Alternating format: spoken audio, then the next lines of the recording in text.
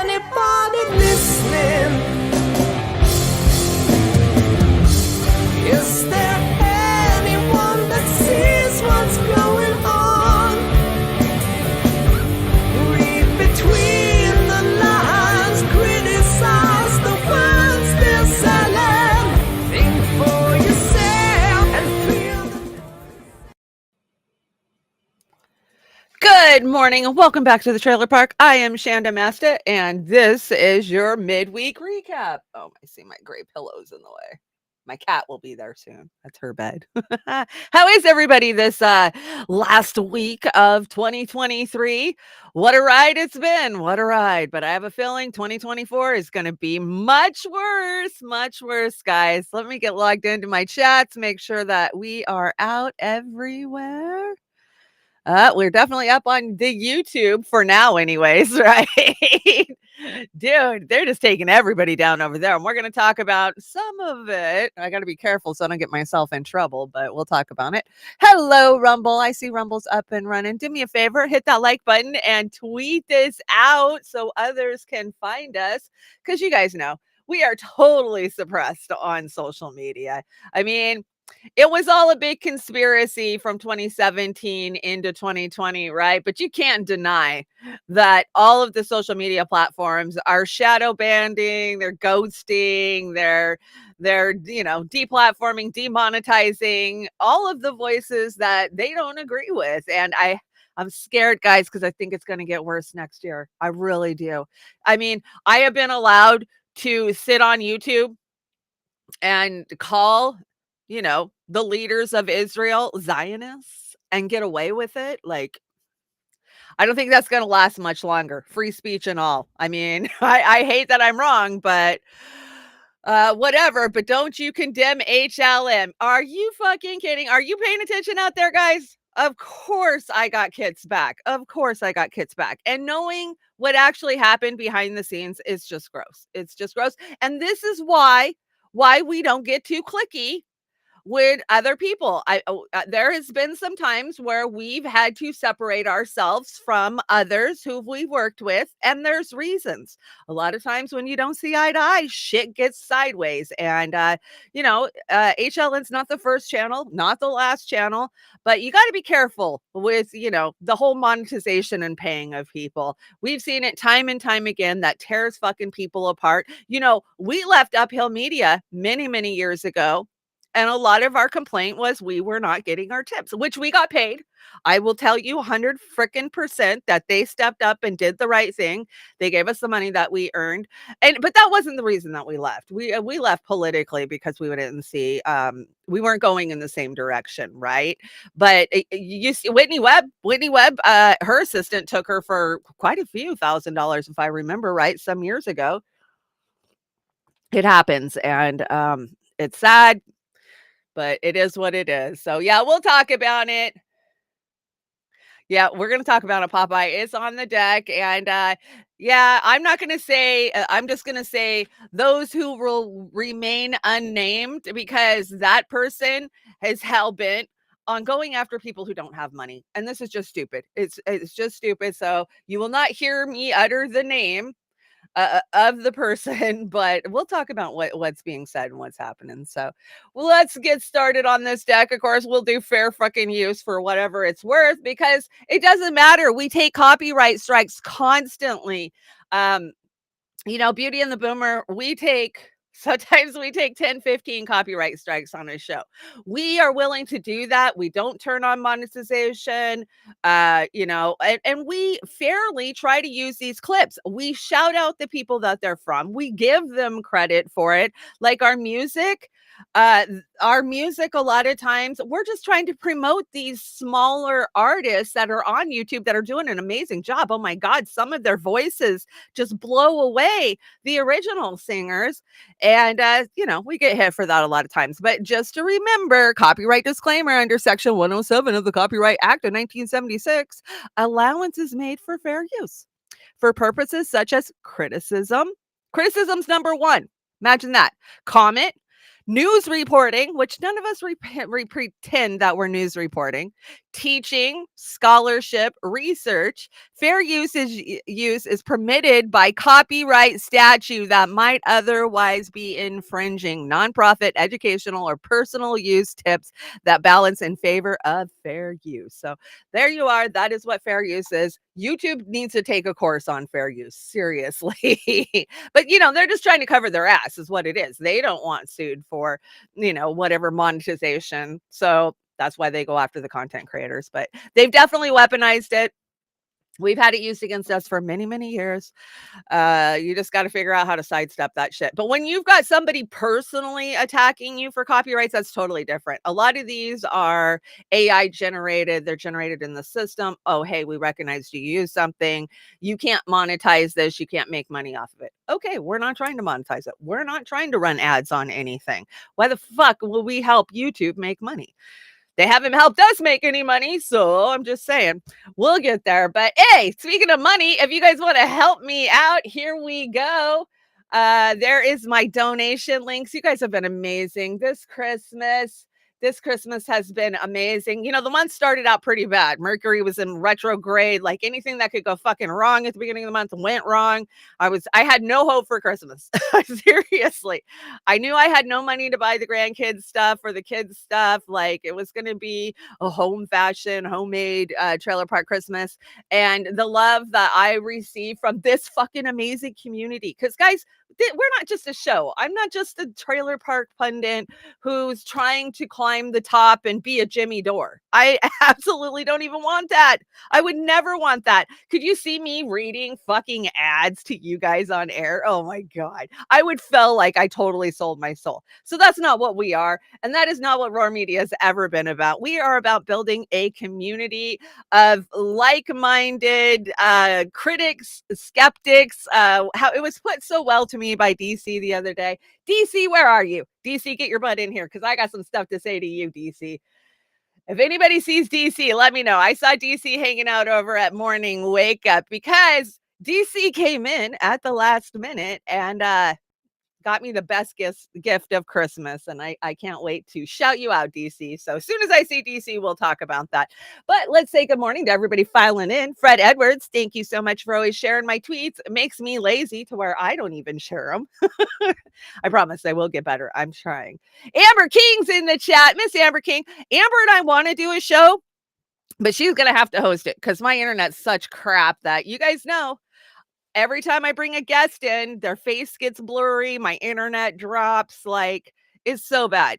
It's so bad that I've actually talked about getting Starlink, but here's the problem with Starlink. Other than it's in every one of my social media news feeds now because, I told the Ethernet, I was looking at it.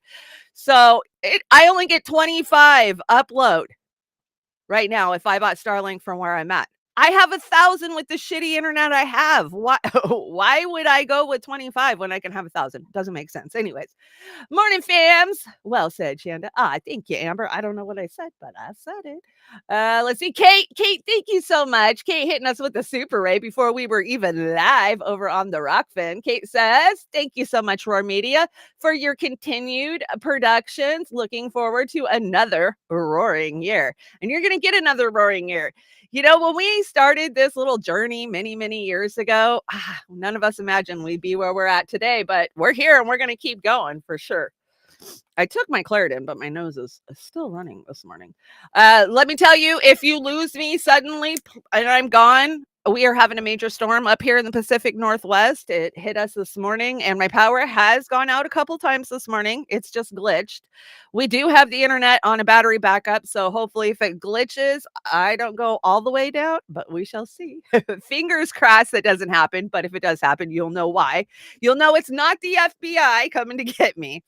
Let's see. We got plans for the new year. My plans, because, right, you got to have goals, right? Everybody's like, oh, what are your New Year's resolutions? Well, here's mine for my personal channel and what, our little venture here. I'm going to build a Discord. You guys win. You win. Damn it. Amber's been trying to get me on Discord for 5 freaking years. I refused, but I'm going to do it. I'm going to build you guys a Discord so we can have a more of a community chat where you guys can bring stuff for the show. Because you guys send me stuff on Facebook, on Twitter, email. So we'll have one place where you guys can go and drop content. We can talk about content. I think it'll be fun. I really do. And of course, I'm building my new OBS studio. You guys know I've been through a million studios in the last 2 years. And I originally started with OBS, crazy enough. And I'm going back to OBS because I got to get my Stream Deck working. You guys know I've got this really fancy dancy Stream Deck that I got for my birthday. And it's got all the hotkeys, the sound effects, which we had fun with a couple of shows. But that studio was too much, man. My system couldn't pump that studio out. So those are the things I'm going to work on for January. What are you guys going to work on for January other than weight too? Oh my God. I ate enough fudge for the whole entire fucking trailer park to get cancer. I'm not even joking. I got to stop making so much damn fudge. It got me. So I'm fasting.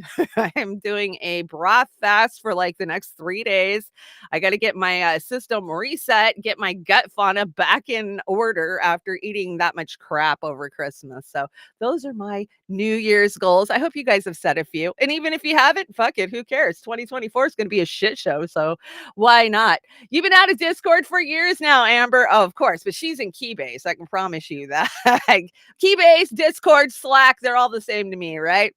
Okay, let's get this show on the road. Did I forget anything? Anybody sees DC, you guys let me know. DC, you out there? Let me know if you're in the chat, DC. Okay, we'll get started. Everyone's timeline right now. Yeah, it's true. Go scroll Facebook. That's the only reason I log in on Christmas and Christmas Day, the day after Christmas, is to see everybody's Christmas pictures. You get to see pictures of friends and family that you haven't seen in a long time, right? I have all the family members that are like, don't you dare take a picture of me and put it online. Even my own kids are like, no, mom, no. So I have to go through all of my pictures, crop them out, try not to offend anybody. We live in a weird world right now.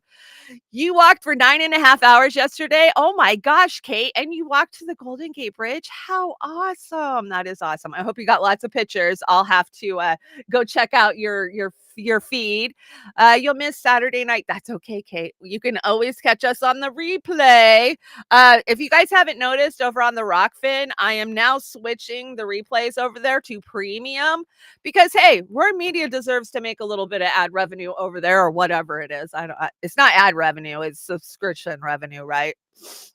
So I'm just trying to help out. As you know, Roar Media is a nonprofit. We are not a for-profit corporation. We are a nonprofit. So everything that goes to the Rokfin supports Roar Media and everything they're doing over there. So thank you very much. We appreciate your support. Okay, we're done making fun of people and their Christmas pictures. Of course, I've changed it up, right? I used to close the deck with Julian Assange every day. And I still might do that, but I just feel like from right now till February 22nd, when he has that final hearing, no, we're going to open the show with Julian Assange. As Jimmy Dore always says, don't kill the lead, right? So this is your lead for the day. Great picture. Thank you, Oz, for dropping that on the deck. All men by nature desire to know. Aristotle, when he wrote this, was saying that the thing that makes human beings different from other creatures, the thing that defines us, is the pursuit and acquisition of knowledge. This is not just to say that we, human beings, are curious creatures. It is to say that our ability to think about and to act on the world around us is bound up with our ability to know it. To be alive as a human being is to know, in the same way as it is to have a heart that beats. We all understand this in mundane ways. We understand, for instance, that part of being a fully independent adult, making choices about life, is learning about the world around us and informing our choices with that learning. In the book of Proverbs, it says, "By wisdom a house is built, and through understanding it is established. Through knowledge its rooms are filled with rare and beautiful treasures." But there is something more to all of this. The very next saying in Proverbs is, "The wise are mightier than the strong." This is the earliest occurrence known to me of the now well-known idea: knowledge is power. To keep a person ignorant is to place them in a cage. So it follows that the powerful, if they want to keep their power, will try to know as much about us as they can, and they will try to make sure that we know as little about them as is possible. I see this insight everywhere, both in religious writings, which promised emancipation from political repression, and in the revolutionary works promising liberation from the repressive dogmas of the church and the state. The powerful throughout history have understood this. The invention of the printing press was opposed by the old powers of Europe because it spelled the end of their control of knowledge, and therefore the end of their tenure as power brokers.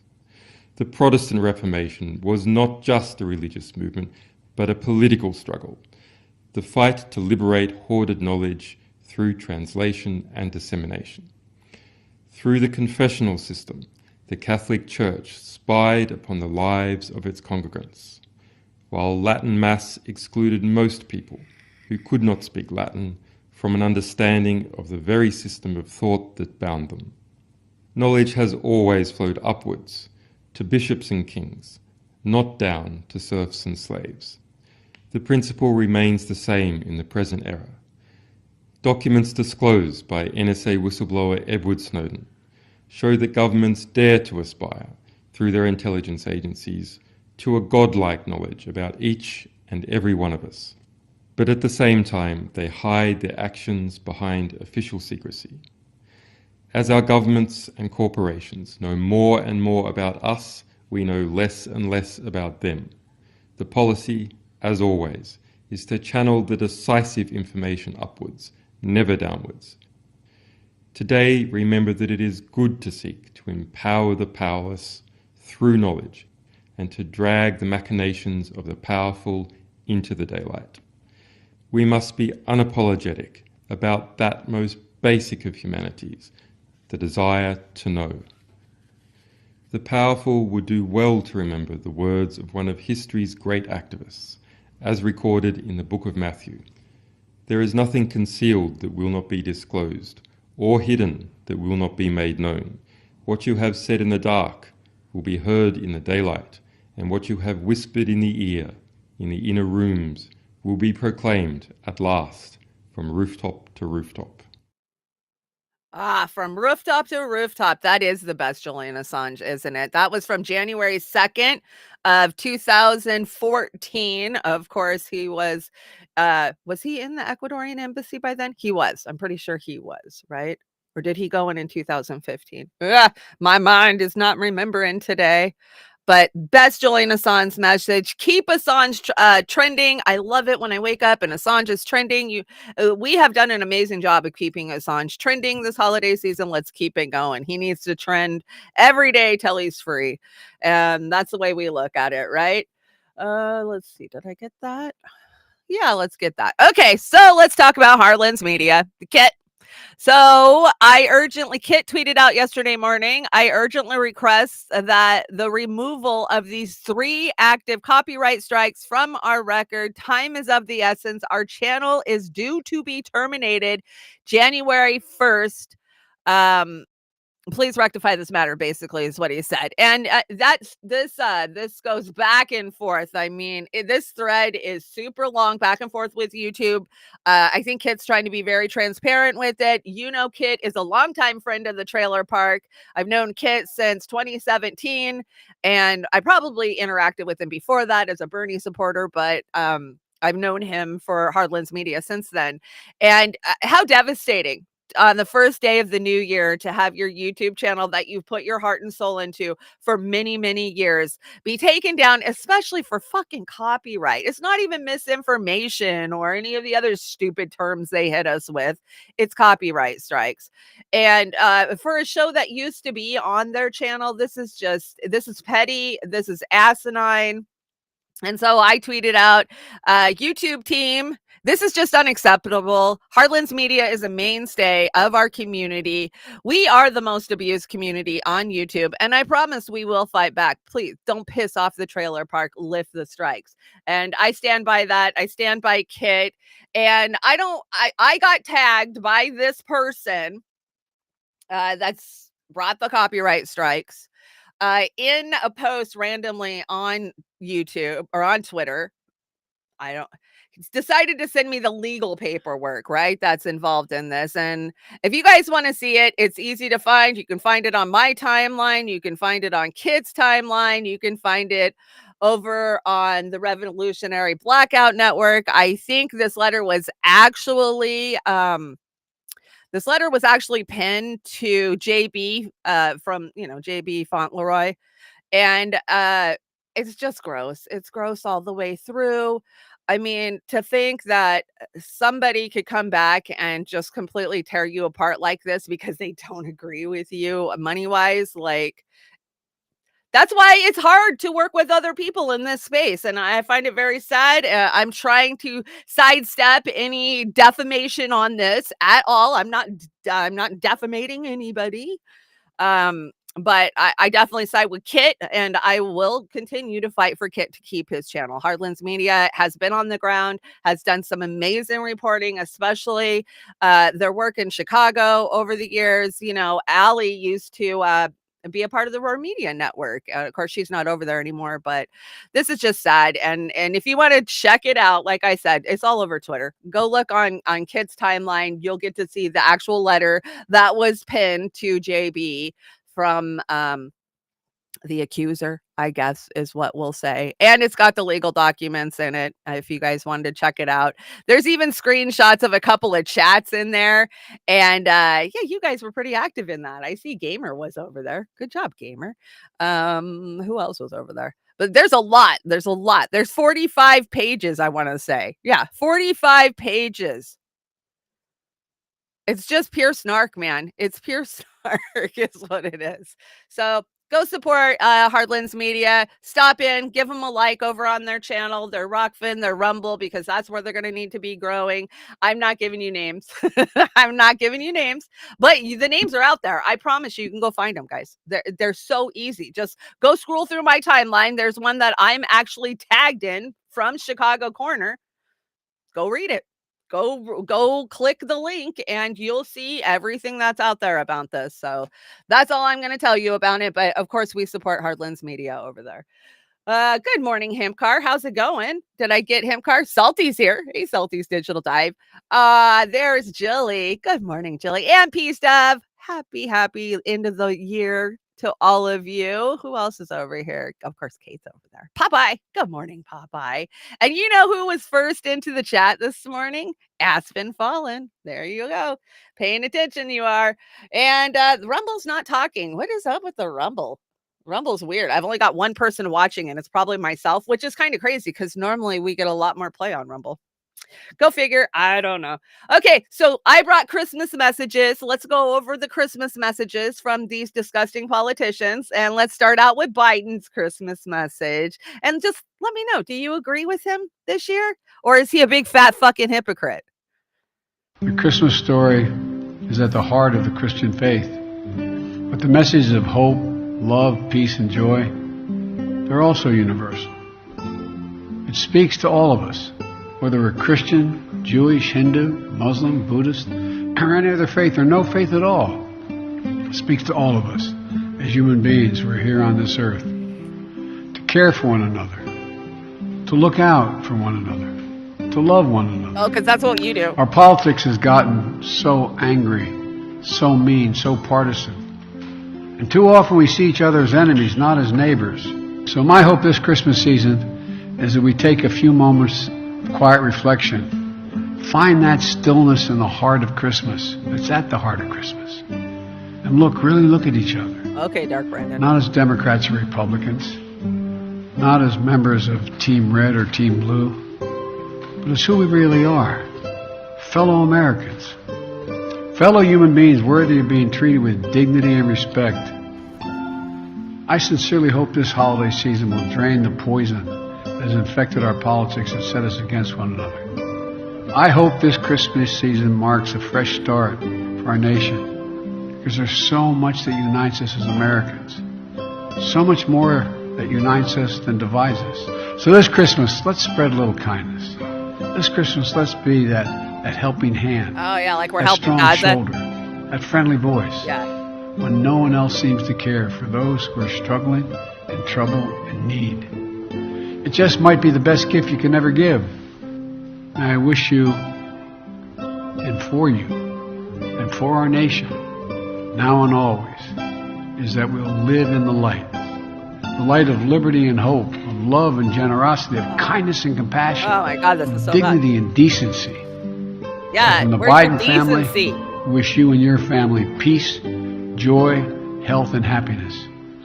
Merry Christmas, happy holidays, and all the best in the new year. God bless you all, and may God protect our troops. Thank you. That was just gross. That was some totally gross hypocrisy. I think he meant that for everybody but the Palestinians, right? Kindness and generosity, and let's give them a shoulder to lean on. But they just decided to start bombing fucking everything on Christmas Day. Did you guys see this? I don't know if it's on my deck or if we covered it on Monday, but they drone attacks in Iraq. Like, oh, Merry Christmas. Yeah, Merry Christmas. That's the American way. Let's look at Christmas messages passed from Biden and see how they compare. What do you think?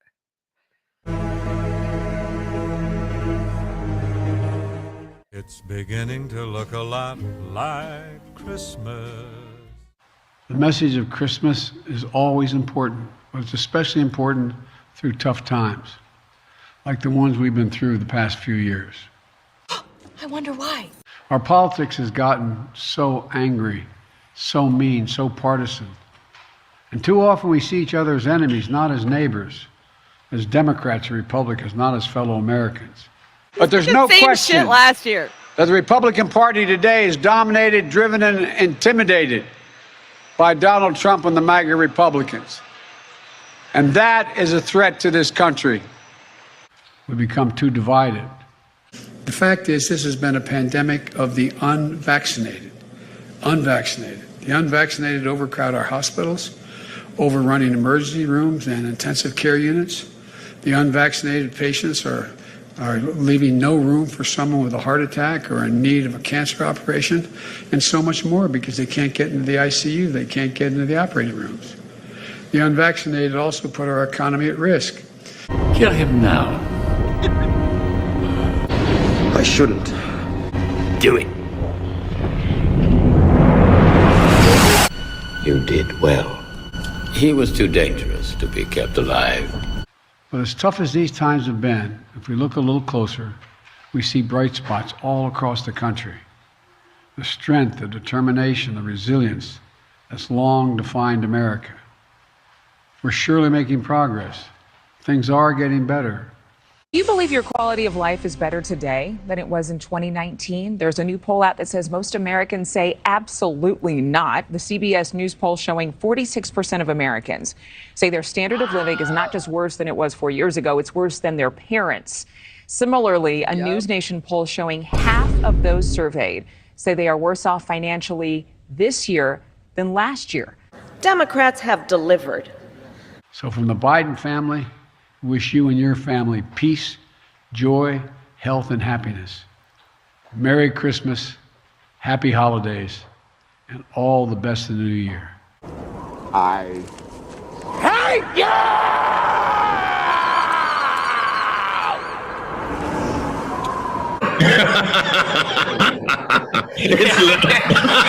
It's time to build back better. It's time to build back better. No. Lynn, welcome to the chat. Says this motherfucker sent BB the bombs that hit Bethlehem on Christmas. Yep. Yep, because we care so much about that region. Yeah, it's just the hypocrisy knows no bounds. And I love how he had the same exact message last year as this year, but he changed the wording. This year he said it doesn't matter if we're red or blue. Last year he said it doesn't matter if we're Republican or Democrats. Like that's not even what he was saying when he was being Dark Brandon and screaming at us this year, right? And the whole unvaccinated. Oh my gosh. We all know who's sick out there. We all know who's dying suddenly. You're never going to convince us it was a pandemic of the unvaccinated. Just saying. Just from my own two eyes, my own experience, right? But then you're not supposed to believe half of what you see with your own eyes. Isn't that a quote that the shitlib lefts always like to say? Okay, so no good Christmas can be left without a message from the real president, Barack Obama.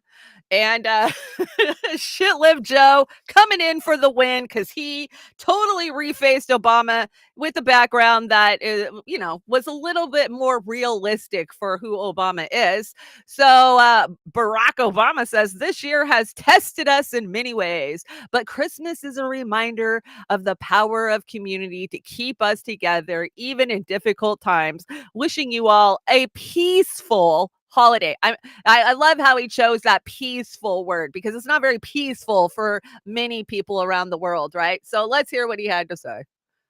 Hey everybody, this season is about giving. And in addition to family and friends, this is an opportunity for us to give back to our communities in some ways. Unless it's Lahaina, because we don't give a shit about them. Volunteering for a food drive or a present drive. I hope all of you have a wonderful holiday, and I'm looking forward to seeing you in the new year. Yeah, we're not looking forward to seeing you in the new year. I promise.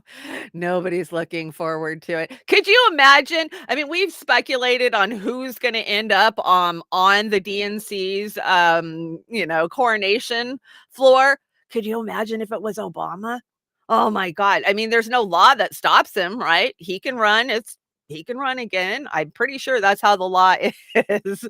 Oh my God, what a nightmare that would be. 2024 is going to be a nightmare. It just depends on what monsters are coming for us, right? And so Harris wasn't out there doing a Christmas message. She was out there gaslighting and doing a happy Kwanzaa message, which nobody believes she celebrates Kwanzaa. Just like nobody believes Hillary Clinton was packing around hot sauce in her fucking purse. But okay, let's hear from Carmela.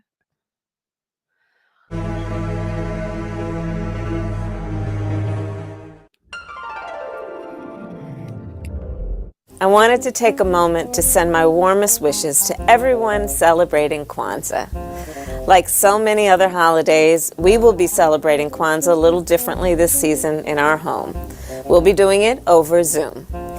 You know, my sister and I, we grew up celebrating Kwanzaa. Every year, our family and our extended family, we would gather around across multiple generations, and we'd tell stories. The kids would sit on the carpet, and the elders would sit in chairs, and we would light the candles, and of course, afterwards, have a beautiful meal. So to everyone who is celebrating, happy Kwanzaa from our family to yours. Okay, I can first.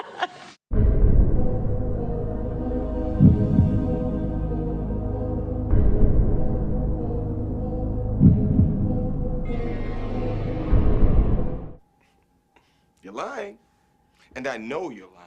But I think the problem that she specifically runs into, as you very well laid out at the start here, is authenticity with these claims. She runs into the problem chronologically, as you say, because this faith was put into place in 1966, 2 years after she was born. So the way she frames it doesn't quite add up. She runs into a problem of residency. She spent many years of her childhood growing up in Canada, where this was not really a thing. And she runs into the problem of heritage. Her father is Jamaican, African descent, but Jamaican from the Caribbean. Her mother is a Tamil Indian. I highly doubt that they were celebrating Kwanzaa around that fireplace. So I think, people know it, but she's doing it, and here we are. Tell me this isn't true. No, you don't. This couldn't have happened at a more inopportune time. You lied to us. No. I just...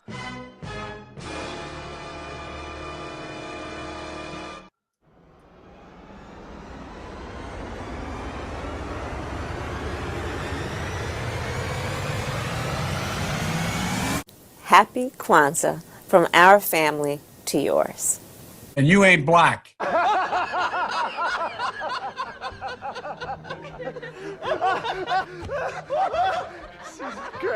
Great. We choose science over fiction. We choose truth over facts. Truth over facts. What do you guys think? You think she's pandering? She's trying to get votes? Himkar says, oh my God, who votes for this insanity? Nobody. That's how election rigging works. Nobody voted for this crap, right? Oh my God, Joe, we did it. Yeah, you guys did it, but not the way you're supposed to. Why are all these clicking twice? I don't know what's going on. Maybe I didn't set them. So that was your Christmas messages. Let's go on to censorship. Now, you guys know I'm not a huge Song King fan. I'm really not. I mean, back in the Bernie days, I supported him a little bit, but I just found him more divisive than anything. But he's been kicked off of Instagram for calling out Zionists. Let's hear from him. What happened?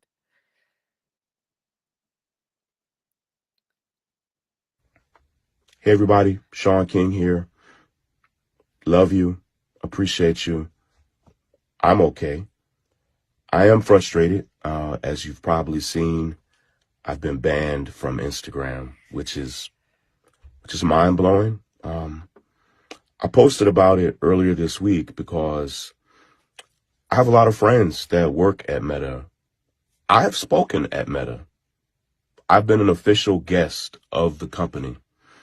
I've been to headquarters. I am friends with senior staff there. Are you admitting to being a who shitbag? told me earlier this week and last week that things had gotten so bad at Meta that they no longer thought I should ever email them there again. That they were convinced that their emails were being read, that things they said in emails, not just to me but to others, were being quoted without their knowledge or permission.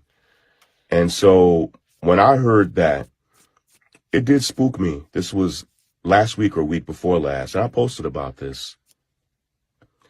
And I was told, I think it was now about a week ago, I posted about this, that they were going to close my account down, that the decision had already been made, and that they thought it was going to be sometime in the new year. And that the American government had gotten involved, that the Israeli government had gotten involved, that corporations had gotten involved. I posted about all of this, and in part, I think I thought, not that it was a bluff, but that they wouldn't actually do it. And the grounds for doing it were preposterous. I've been on Instagram since the month it started. I've been a power user there. Okay, I'm not doing 12 minutes of that. But anyways, I just said censorship's coming down, and we're going to see more and more of it into 2024. And the golden boy of Instagram has been booted. That doesn't give us much hope, but that's why I don't Instagram, right? No Instagramming. DC, you're finally in the house. Look what I got. So I got a lot of good Christmas presents this year. I really did. But then at the last minute, DC comes in for the win and sends me this amazing shirt. Let me show you guys. This is a Jelly Roll crew shirt from 2023. Of course, you guys know I went to the Jelly Roll concert this year. It matches my hoodie. DC for the win. I love it. Thank you so very much, DC. It was very sweet of you to think of me. And what a cool shirt. I checked out the website. What is the website? bandofroadies.com. Is that what it was? Put it in the chat, DC, for sure. Very cool. Very cool job you have. And thank you so much for thinking of me. I absolutely love it. This will be probably one of my most cherished t-shirts for the whole year, I gotta tell you. And I get a lot of political shirts. So thank you so much, DC. I will cherish it always. It will always stick around with my Jelly Roll hoodie for sure. Which not all hoodies are created equal, let me tell you. I got a top of the, the best hoodie you could get from the Jelly Roll concert. Oh my God, it's so thick. I can't even wear it most of the time. It's just too hot. It roasts me out. So much love to you, DC. I love it. Thank you so much. And yeah, I had to send it to my girlfriend. I took a picture of it and sent it to my girlfriend who took me to the concert and was like, look at what one of my viewers sent me. She was like, that's amazing. I love it so much. So thank you. I feel so special and loved. You guys just spoiled the shit out of me this Christmas. I got to tell you, I'm feeling the love. A good day, Snorky. I hope you had a good Christmas. I haven't seen you for a little bit. And okay, let's move on. I just wanted to get some shout out and some loves. The Times of Israel is reporting that 244 U.S. cargo planes, 20 ships delivered over 10,000 tons of military equipment to Israel for Christmas. Aw, that was so sweet of us, right? So sweet of us to send bombs to drop on children. That's what we do. That's who we are. Own it. For sure, we own it. Hemcar, thank you so much for the Super Ray. Says, have you heard of Robert David Steele? He was a former Marine and intelligence officer. He said Bill Binney will take down the NSA and will be forced to the truth and a reconditioning position or killed. That Bill Binney will be killed? I hope not. God, Bill Binney has just been such a wealth of information for us over the years. I hope that's not. He said Bill Binney will be taken down by the NSA. So many are taken down by these fucking shadow deep state groups, right? Oh, prayers and thoughts out for Bill Binney, man. We need Bill Binney. If it wasn't for Bill Binney, we wouldn't have had the evidence to fight back against Russiagate for so many years, right? Every time somebody come up to me with that goddamn Russiagate story, and I had a lot of friends and family who tried to shove it right down my throat. And, we grew up as shit libs together. What are you talking about? No. To be able to say there's a difference between a leak and a hack and you don't know the fucking difference if you can't tell me the download speed was such a weapon for us. So, yes. Oh, my God. Protect Bill Binney. That's terrible, hemp card. No. Then that the NSA will be. Oh, I wish the NSA will be. You really think somebody could take down the NSA? Wouldn't the CIA protect the NSA? Wouldn't the State Department protect the NSA? I mean, basically the State Department is the NSA, but I don't know. I don't know if it's possible to topple these guys anymore, right? They say if you cut the head of a snake off, that, maybe if you take their leaders out, maybe, I hope so. I really do. And yes, I've heard of Robert David Steele. I have seen some of his interviews for sure. Good interviews. We got a Fee says, new word before the end of the year. So yes, the term Israel has been entered into the online dictionary. Israel is a verb, and it means taking something that isn't yours and then shamelessly pretending it belongs to you while playing the victim. Always play the victim. If we have learned nothing in the last 10 years, play the victim. If you play the victim, you'll always win, right? Doesn't matter if you're the bad guy. If you say you're the victim, then you'll be safe. So go ahead, use it sparingly. Let's see. I brought you another Fee says, but this wasn't actually. I didn't put the Fee says thing on it. So you're gonna have a hard time watching this video. You have to read it. It's an RT video. It's funny. It's called Grandpa on a Leash. It's a top secret project. This is RT spoofing Biden for Christmas, but you'll have to read it. So I apologize in advance that you have to read this one, but that's that's what happened when the Tower of Babel fell. I don't know what to tell you. Okay, let's check it out. Докладываю, проект по вмешательству в новые выборы США выходит на финальную стадию. Чипирование объекта провели успешно. Операция прошла под личным контролем. Все прекрасно функционирует. Еще на базе советских разработок. В команде только лучшие специалисты. Тамара Михайловна, помашите в камеру. Она еще Трампа причесывала. Работаем четко, профессионально, не привлекая внимания. Сегодня готовы, наконец, переходить к следующему этапу. К праздникам подготовили объекту новую прошивку. Загружайте русификатор.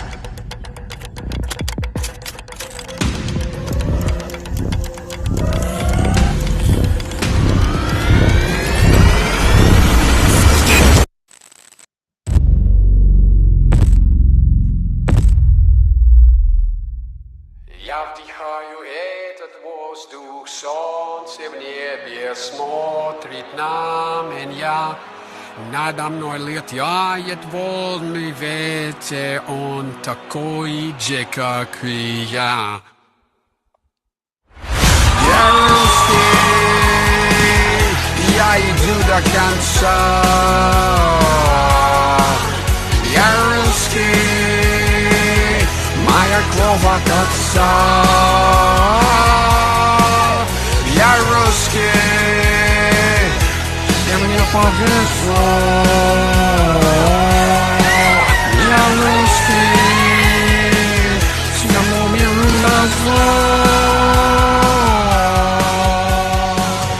К американским выборам допилим. В следующем году будет интересно. Годовой доклад окончен. С Новым годом! Служу России.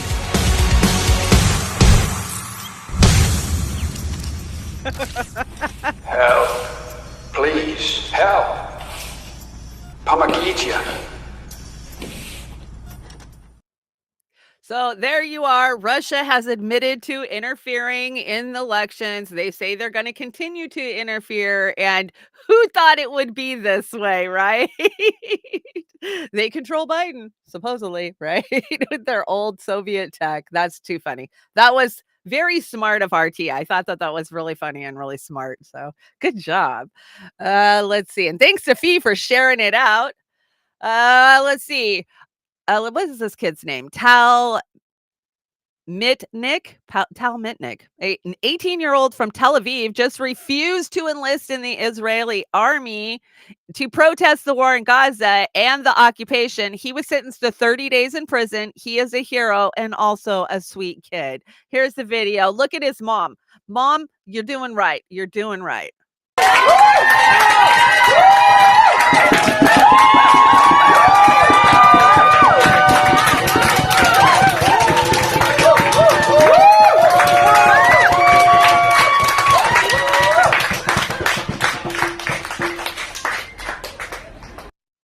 That is very cool. We need to see more and more and more young Israelis saying, no, I'm not going to join your IDF genocide squad. I absolutely won't. And kudos to mom who stood there with him.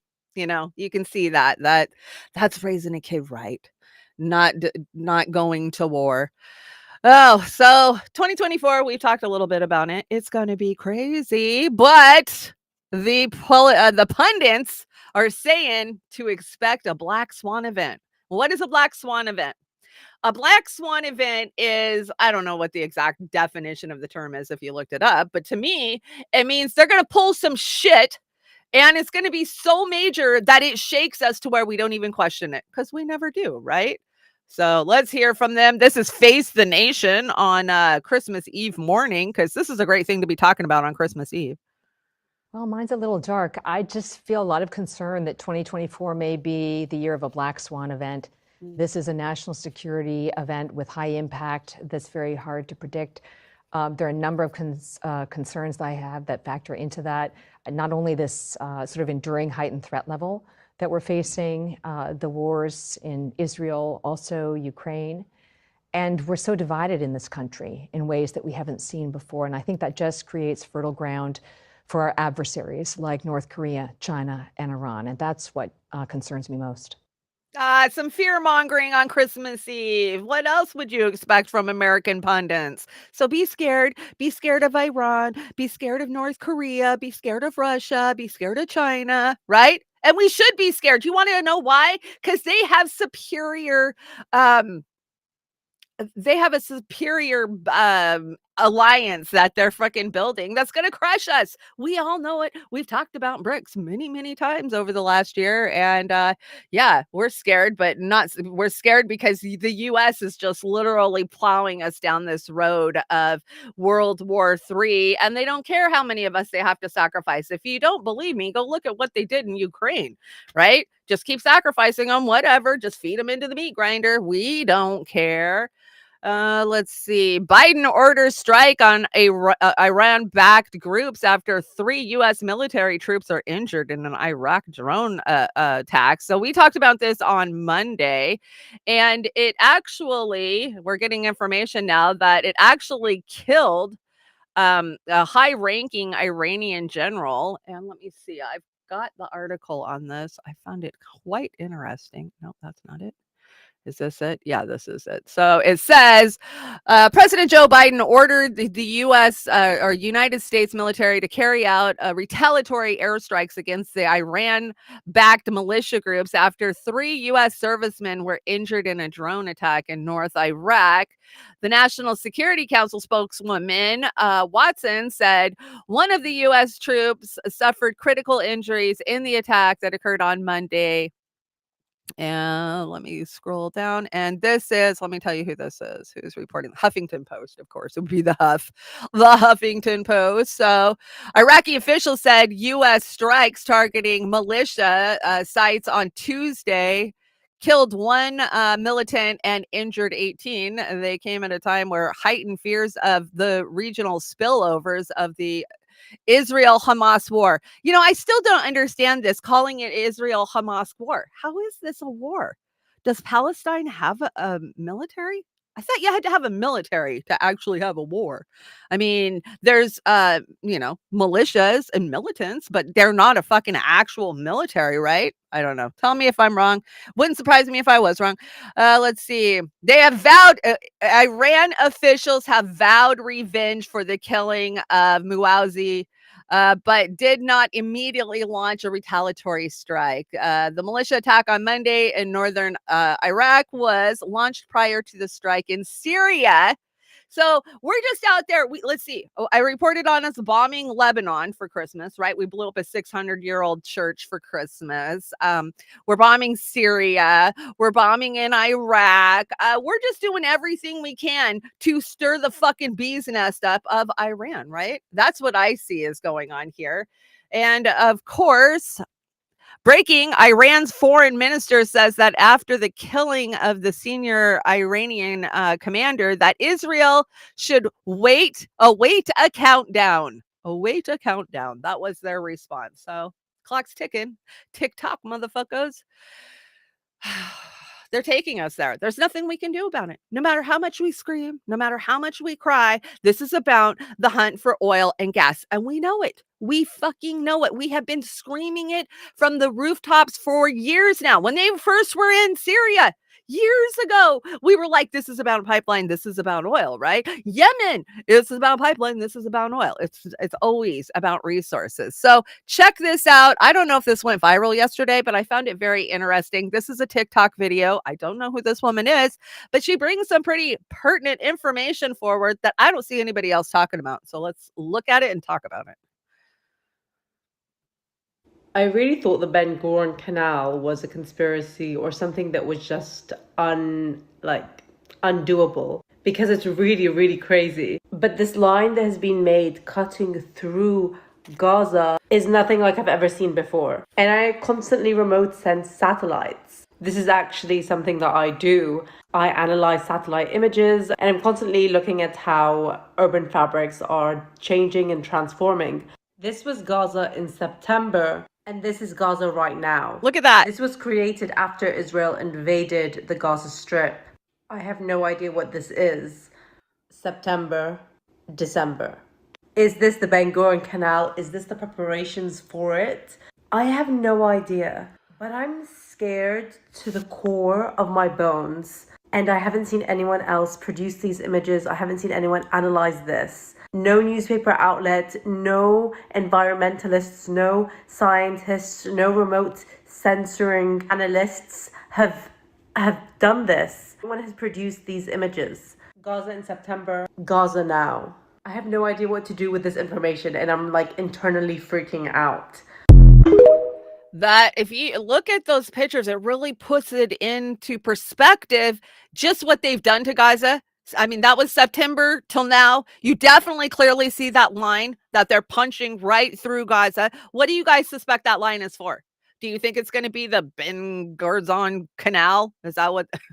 I don't know. Or I don't know. Are they going to, take half of Gaza and everything's already annexed. So it doesn't make sense to put a line right through the middle of it when you already are occupying the whole goddamn area. So I don't know. I just found this really interesting, and I'm definitely going to keep an eye on that. And I'm interested to see somebody actually analyze it. I mean, satellite pictures don't lie. I mean, they really don't, no matter how much we try. I did not set my deck right. All of my clips are clipping today. Did you guys see this shit yesterday? You guys know I don't bring you guys the bad videos on Gaza. I just don't. I figure you guys see them in your feed enough. We don't need to, promote the death. We talk about it, but why show those horrendous clips? But this one I had to bring. So the Euromed Human Rights Center, it's a human rights center, confirms that Israel is carrying out executions of civilians in a stadium that has been appropriated by the IDF and turned into what can only be described as a concentration camp. Yes. So let's look at the video. You guys tell me, are they blowing this out of proportion? I don't think so.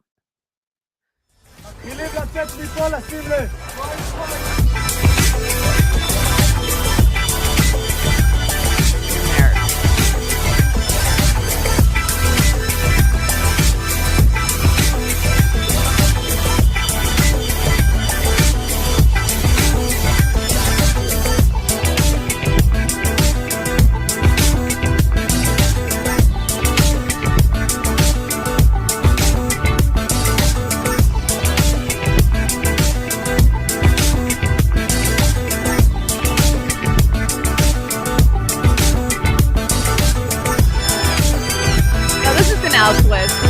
No, it's got pop music in the background.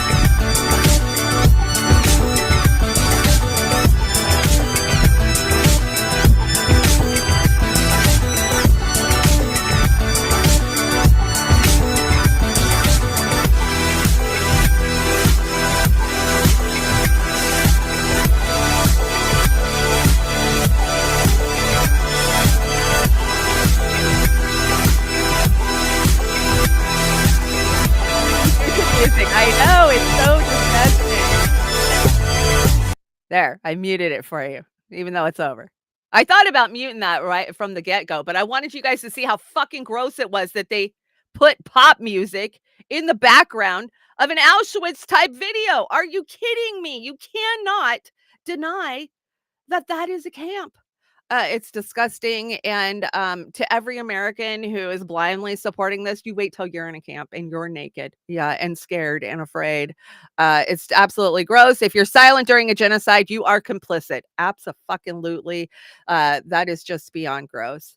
But not as gross as this next clip, because Rabbi Shmuley will not go away no matter how much we want him to go away. I'm convinced that he is living under a bridge somewhere in New York, and he only comes out to troll Times Square and to sell, his butt plugs. But yeah, here he is again. This was his Christmas message, of course.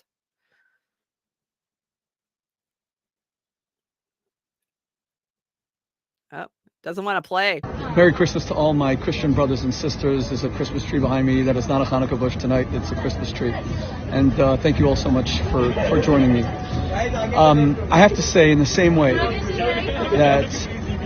I have to say that in the same way that this was like the worst Hanukkah because so many Israeli soldiers died and so much anti-Semitism. Hanukkah is supposed to be a celebratory occasion, but it was not. This is also the worst Christmas. I know that we Jews don't celebrate Christmas, but you have to remember that Jesus was a Jew.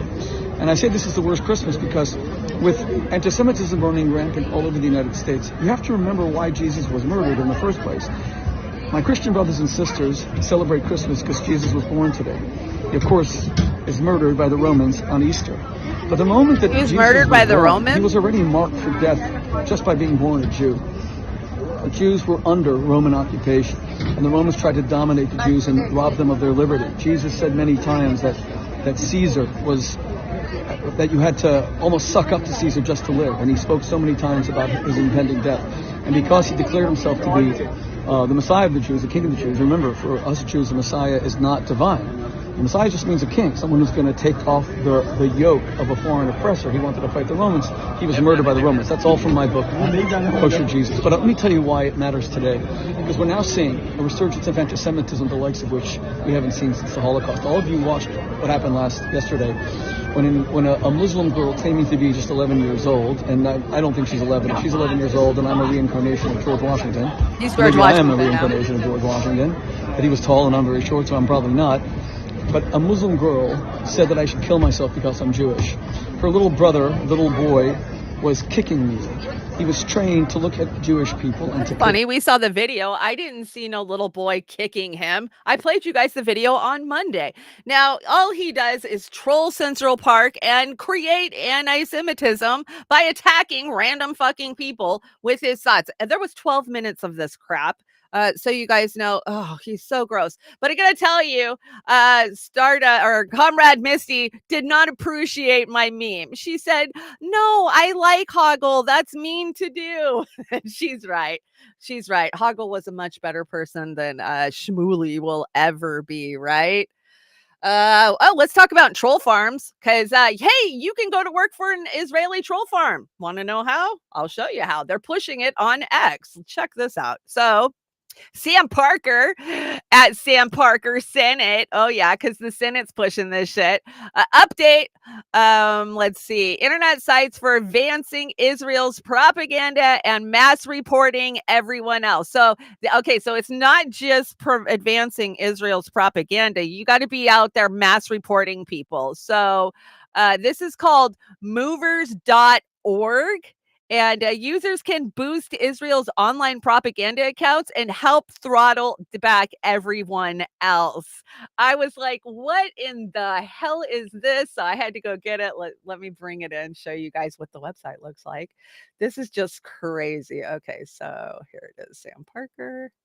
I'm going to bring in the Twitter feed and then we shall follow the links. Okay, so here's that tweet, right? It's called movers.org ill. Yeah, because it's very ill. So, okay, when you click on it, oh, it's making me verify I'm a person. I don't think I had to do this the first time I clicked on it. Come on. Oh, what am I blocked now?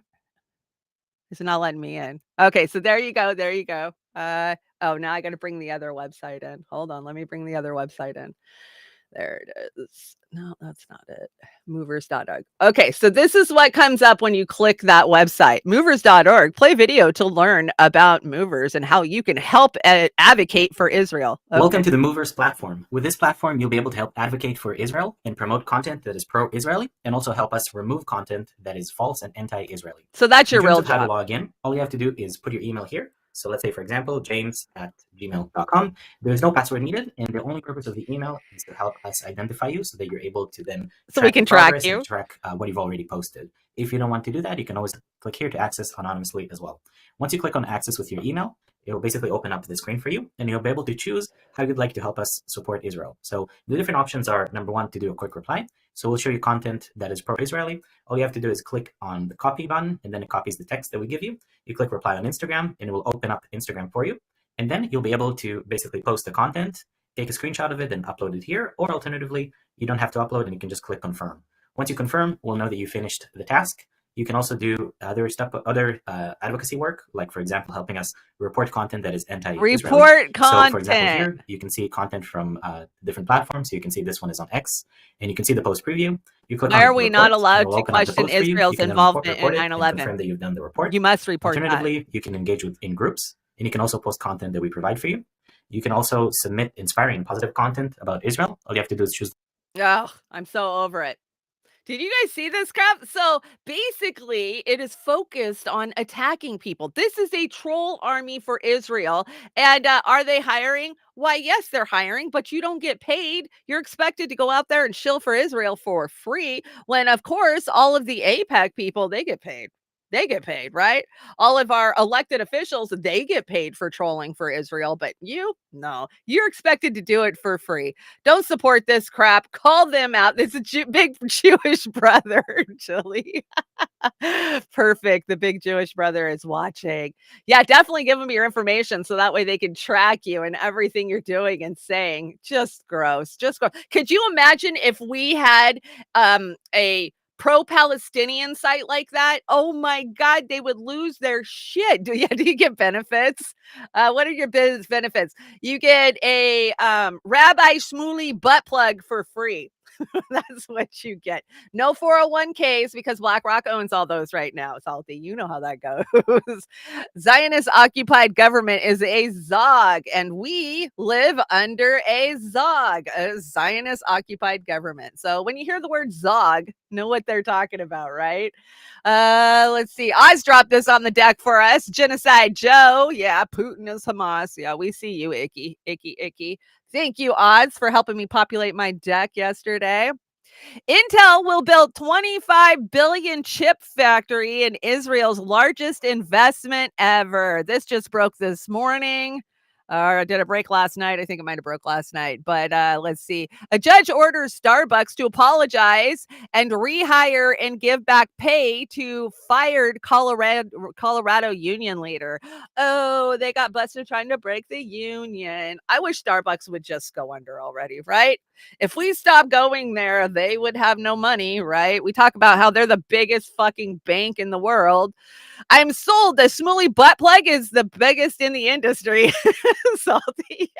That is salty. Yeah, the Shmuley butt plug. What do you guys think? Are you shocked that Intel would partner up with Israel? I'm not. We talk about this constantly, right? They're all owned. They're all controlled. Hey, this is something everybody needs to know about, and I'll probably leave it on my decks and remind you guys. So January 13th at 1 p.m. at the National Mall, which is 1600 Constitutional Avenue. I've been there many times.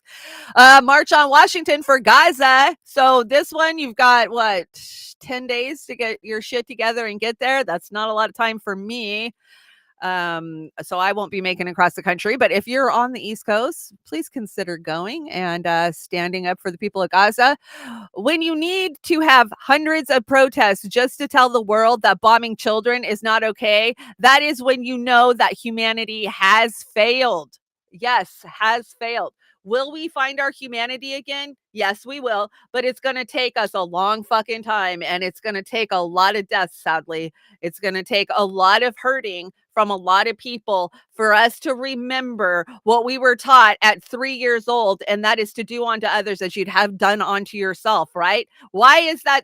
That's the golden fucking rule, and we as adults and capitalists can't seem to recall this. So I do believe in my heart that humanity will win in the end, but it's got to take a lot of love. It's going to take a lot of love. Yeah, it's going to take a lot of love. We have to remember that we love our neighbors and we love those people on the other side of the planet.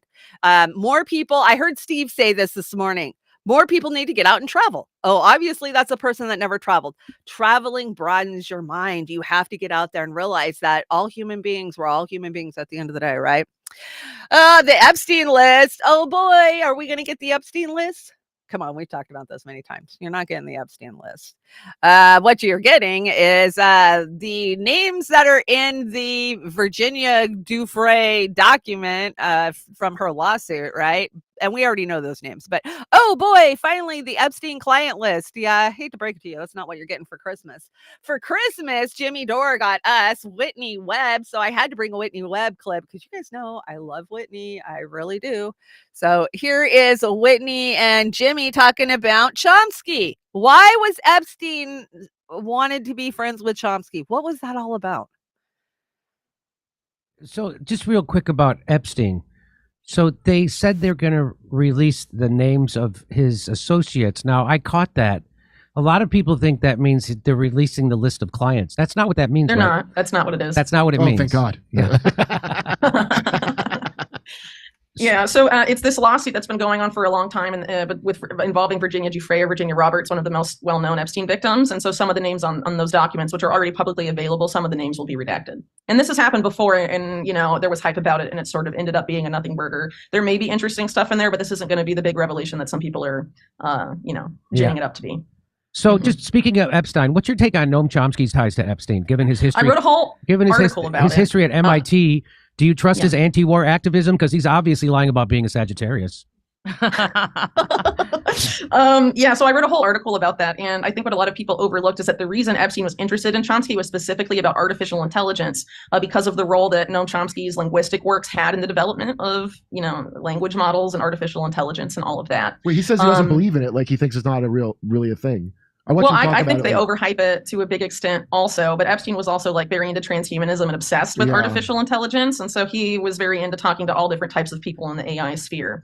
But Noam Chomsky also, I think, did some work for the military in his earlier career at MIT, which of course is a very military adjacent university and has been for a very long time. It's also the alma mater of Netanyahu.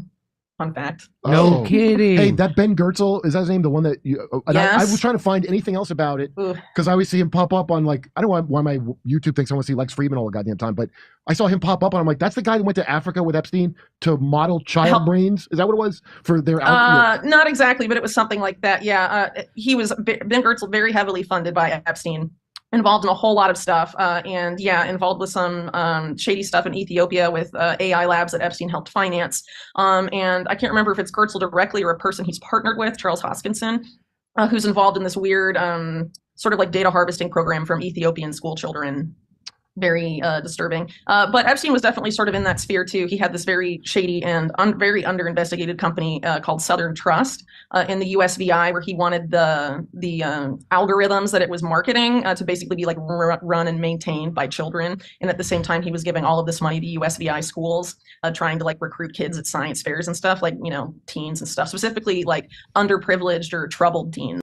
Well, yeah, those were his favorite kind because he could prey on them. But yeah, let's talk about Dr. Ben Goertzel. So Amber and I one day are at SeaTac International Airport. We're going to fly out to DC.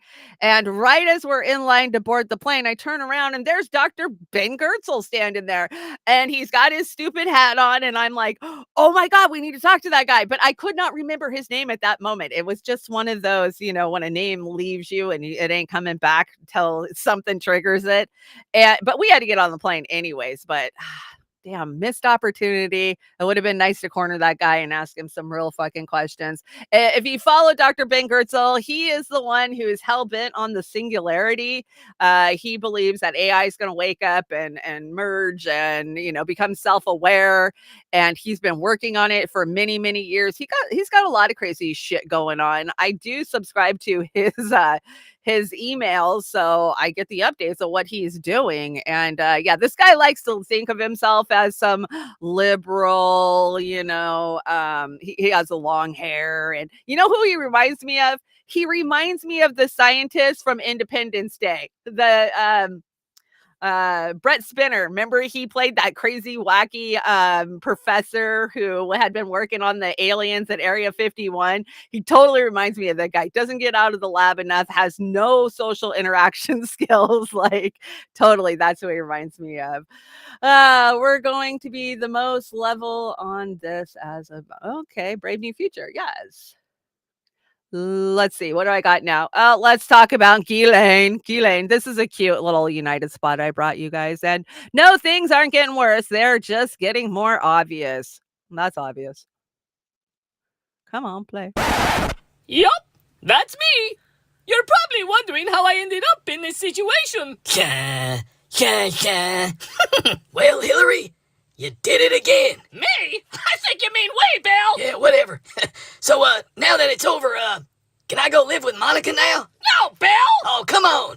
How much longer I gotta do this? Forever, Bill. Forever? Yeah, forever. But why? Jeffrey's gone. She's gone. There's nothing left. It's over. It's over when I say it's over, Bill. What's going on over here? Nothing. Yeah, nothing. Nothing at all. Oh, relax, you two. Couple more shots of this and I won't remember my own name. Cheers. So what do we do now, Hillary? Same thing we always do, Bill. try and find a way to take over the world. And what about her? Ghislaine, Bill wants to know what we're gonna do with you. Oh, grow up, Hillary. Oh, settle down. It's not like she can hear me. So? So what? What are we gonna do with her? Relax, Bill. You act like this is the first time this has ever happened. I'm pretty good at what I do. I'll take care of it. Well, while you take care of it, can I go to Monica's? No, Bill. I never get to do nothing. Got list. I love that. They've been doing a bunch of spoofs. Some of these were old ones that they dusted off and brought back out for Christmas. But United Spot always making us laugh. And yeah, I don't know. If I was Ghislaine, I'd be a little scared, right? But they're not going to give us any information. They totally protected Ghislaine, right? They didn't release any of the names of the supposed traffickers that she was convicted of trafficking to.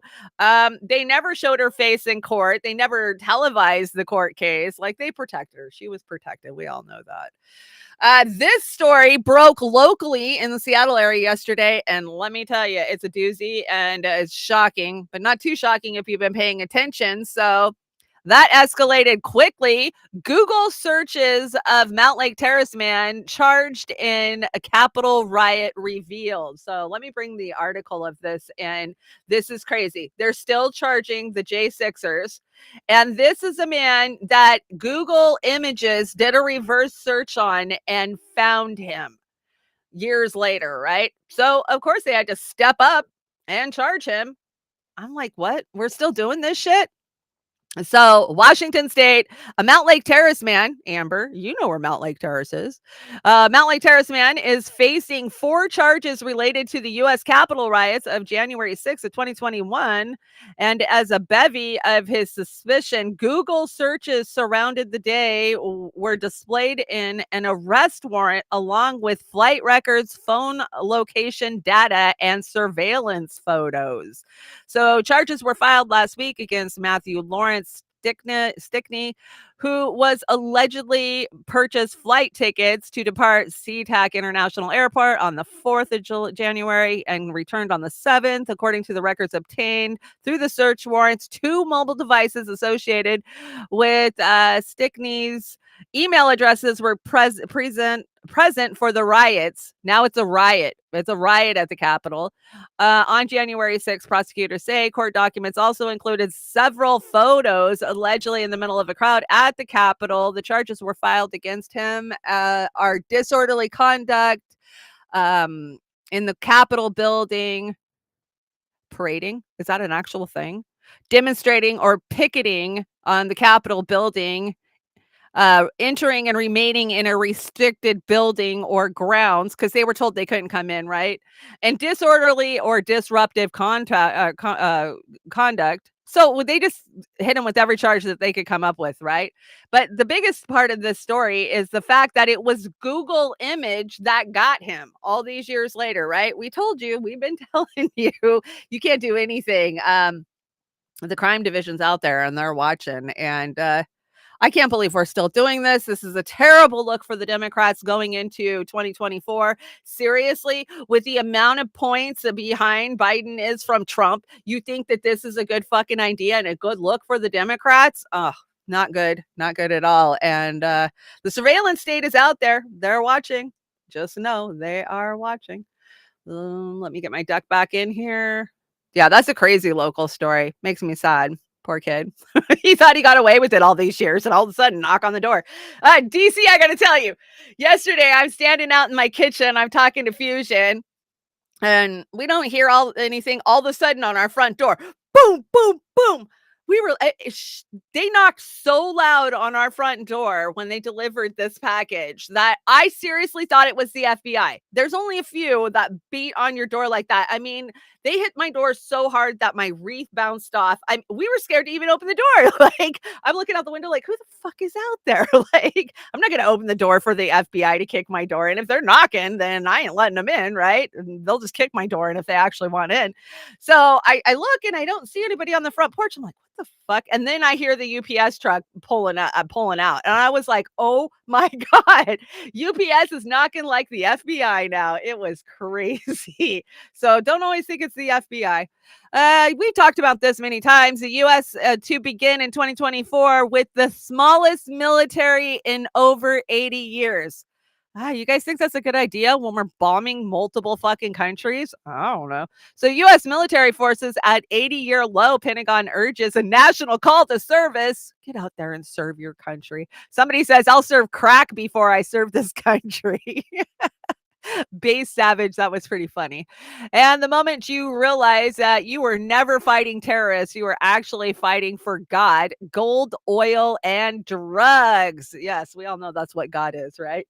Gold, oil, and drugs, for sure. That's crazy. But hey, AOC's out there saying we have mass migration into the country. It's okay. It's a good thing. And we know why now, right? They need somebody to go work for our country because it's not going to be us. We're over it. Okay, this was a holdover from the Christmas Eve deck from Oz and I, but I still thought it was important to talk about. So this is Oliver Stone. And Oliver Stone did an interview, a nice long interview with Jose Vega. Love Jose Vega. He is quite the champion out there. And he is talking about how Netanyahu is a madman. I mean, there was a lot talked about in that interview, but let's talk about this clip. So let's hear from Oliver Stone. You know that John Kennedy was very much opposed to Israel getting them bombed. He nixed it. He absolutely nixed it. He did not, and he was coming over to make the inspections very rigid. They were building the factory at Dimona. That was a big issue. Kennedy was killed. Lyndon Johnson signed off and let the Israelis do what they want. They opened the Dimona facility in 1968. Americans didn't even know because Johnson put out a directive. He said, don't talk about it. So to this day, I mean, Americans, some of them don't even know that they illegally have the nuclear bomb. So that complicates the whole issue. Who's going to turn over? You see, that's enriched uranium. That's very dangerous. We're talking about low energy, low radioactivity. We're talking about 2-3% uranium that's enriched, and that's all we need for energy. So the Israelis are not good for this. This is something that would be. I mean, they could do it, but they don't want to mix up their. They want the highly enriched uranium. That's all that interests them. They want the bomb because they want to fucking blow up Iran. That's their only interest, I think. And Netanyahu's a madman. And I repeat that. To me, he's a madman. I met him years ago. I interviewed him when he was out of office. And I thought he was a madman then. And I think he's gotten worse and worse and worse. He's truly insane. I've never seen such a slaughter. Justifying it like this with as revenge. And how do you wipe out a political movement? It's never been done in the history of the world. I mean, how are you going to kill off everybody? What do? Separate them, send them to Egypt? What? It's just mad. The whole solution. And what was sickening to me was when Biden went over there and hat in hand and money in hand to give him what he wanted. This is the problem with our country. And in that regard, Trump, although he supported Israel to a max and made quite a few mistakes, in that regard, I think Trump has a better choices to make. Wow. Did Oliver Stone just say Trump's a better choice? I don't know if that's what he said, but you got to be delusional to not think that Israel doesn't have nuclear weapons. I mean, come on. We've talked about it many times over the years. I just got another Christmas card in the mail. Let's open it. This is from Suzanne Murphy. We love Suzanne Murphy. Of course, she is Boston Free Assange and so many other things. Oh, what a pretty little global card. You can't see because the green, but very sweet. Thank you, Suzanne. Thank you. Including, she says, peace and joy to be yours in your little corner of the world, including Palestine. Oh, it's so sweet. Thank you guys so much. Like I said, you guys rocked my Christmas. I had an amazing Christmas this year. So thank you all so very You know much. that John Kennedy was very Okay, much. come on, move on. Let's see. Canadian troops, we need basic materials like helmets and ammo. Best I can do is tampons in the men's washroom. Did you guys hear about this story? Oh my God. Starbucks, blood sips. Yeah, not to mention that Starbucks is full of fucking chemicals and poison and sugar. Like, stay away from Starbucks, guys. What'd you get for Christmas morning? Did you get a Tesla on fire? This little kid did. Tarpa boy. Did you guys see? I shared out a video over on Facebook last week, and it's a Tesla truck that was stuck in the snow and had to be pulled out by an F-150. There you are, right? And God, what was that meme I saw? Something about it's Tesla saying to Elon, get my name off your car, because if it was my car, it wouldn't have a fucking battery in it. Because that's so true. Let's see. What would you call this band? Well, of course, we know it as the Mammies, right? And it sounds like Jimmy Dore is joining the Mammies because he's got Alex Jones on tomorrow, from what I just saw in the chat. Thank you guys for letting me know that. You guys know I've liked Alex Jones on and off over the years when he's saying something good, right? But for the most part, I think he's controlled opposition. Where does he get his money? Does InfoWars really make that kind of money to where he's a multi-millionaire? I don't understand that, but I'll tune in just to see what Jones. Is Jimmy going to apologize for spitting in his face after all these years? It's going to be worth a watch. You guys know I brought you that video a couple weeks ago for the old TYT days when they all were in a big fight at some political convention, and Jink is yelling and Anna's yelling and Jimmy sneaks around the side and spits in Alex Jones's face. But if you listen to the commentary of them going back and forth, Jones was actually being kind of a nice guy. So yeah, that'll be fun to watch. I don't know. You guys come up with any good band names for these guys, let me know. That homeless guy told I don't have $50 billion watching me pay for my food. Zelensky. Sorry, I ain't got no cash. Ugh. What do you mean you don't have any cash? He always gets what he wants, right? Oh, this is an epic level of trolling by Alex Stein, 99. You guys know Alex Stein. I've been bringing you his clips for years. Of course, some people want to call him right, whatever. So, okay, you know Dylan Mulvaney, right? The Bud Light gal. The Bud Light gal. Well, she does a website where you can go in and pay for a personal message. She's selling herself for people to buy, and they'll leave a personal message, right? Well, she's not happy about getting trolled by Alex Stein, so let's check it out. I can't catch a break right now. I'm so mad. Some conservative, maybe he's a comic, I don't know, his name's Alex Stein, went onto my Cameo page where I make videos for people and bought a cameo under the cover of a trans woman who wanted a pump-up video because she's a swimmer and she just got bottom surgery. So I made this video thinking that I was pumping up a trans woman, and it was actually purchased as a joke by this person to post on his Instagram. He's some straight man, and it just makes me sick. I'm like, I'm gonna post it right here because I think it's up. These people. I just want to compete against the ladies. Why are you saying that I'm not a biological woman? Clearly, I look like a biological woman. I mean, come on, it's been hours tucking this thing in. Give me a break. I should be able to swim. And I'm on so much hormone therapy, I don't even know left or right anymore. So I'm doing this. I don't have an unfair advantage. No way. Just keep swimming, swimming, swimming. What do we do? Swim. We swim. Alex, hi, it's Dylan Mulvaney from TikTok. That was the little swimming song from Finding Nemo, because you're a swimmer. And babe, you are killing it. I am so proud of you for for being, you know, on the swim league and making this all happen. And I can only imagine it must be really scary right now, and there's a lot going on. But I want you to celebrate these wins and know that you deserve to be there and that I am cheering you on. There's so many people who are cheering you on. I hope that one day I get to sit in the stands and watch you swim. But I'm so proud of you, and you've just got to keep going. One day I'm going to see you in the Olympic. It's going to be amazing. And congrats on surgery. I'm so proud of you. I'm hoping to do the same thing very soon. But I love you, and I hope you keep swimming. Bye, Alex.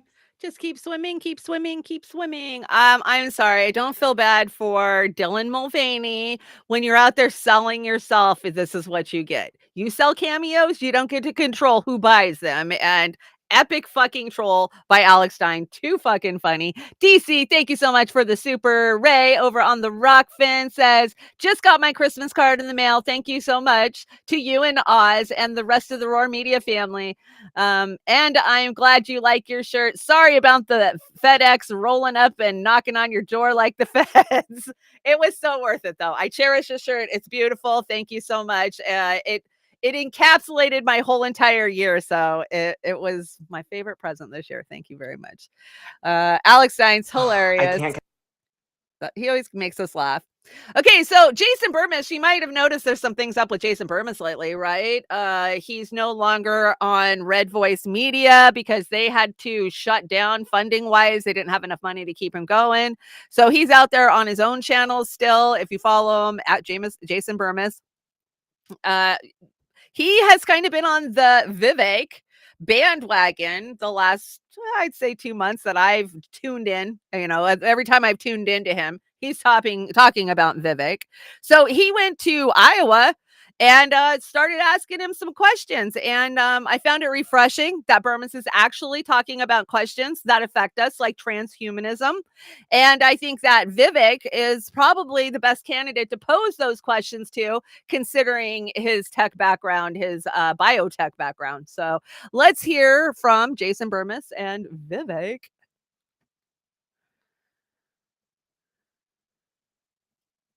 You come from a background in biotech, and basically right now we're at a point where United Therapeutics, for instance, has gotten the FDA approval on xenotransplantation. How far is too far with transhumanism? And then the head of that company is a person by the name of Martine Rothblatt, used to be Martin Rothblatt, also the most powerful transgender person on the planet. They're the author of Virtually Human, Unzipped Genes, and From Transgender to Transhuman. Now, I see transgenderism as a pathway to transhumanism. I'd love to get your take on that. Yeah, I mean, this is, I got to say, this is the first on the campaign trail. I like this, though. I like going into new territory. A real question? You're right. My background was developing medicines. I oversaw the development of a number of medicines, 5 of which are FDA approved today. The one I'm most proud of is life-saving therapy in kids, actually. 20 kids a year are born with a genetic disease where 100% of those kids die by the age of 3. I worked on a therapy, I had the honor of working on a therapy where a majority of those kids now live lives of a normal duration. Another one for prostate cancer, another for endometriosis and uterine fibroids, women's health conditions that were ignored by much of Big Pharma. So that was my background. But I'll actually take you back to the question about the chimera, which is part animal, part human. My senior thesis in college, actually, in 2007, was about the ethics of creating human-animal chimeras. And the core conclusion I came to is, and that was at the embryonic stage, whenever something assumes the qualities of humanity, that's when it creates fundamental ethical quandaries we don't necessarily want to cross. And so I think sometimes what's happened is we're pushing the boundaries, not because that's necessary, but for the sake of pushing those boundaries. And I don't think that that's pro-human.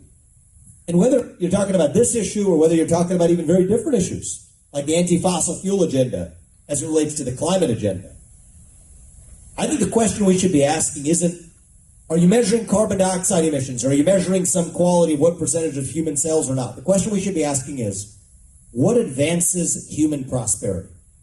What advances American prosperity as an American? But what advances human prosperity?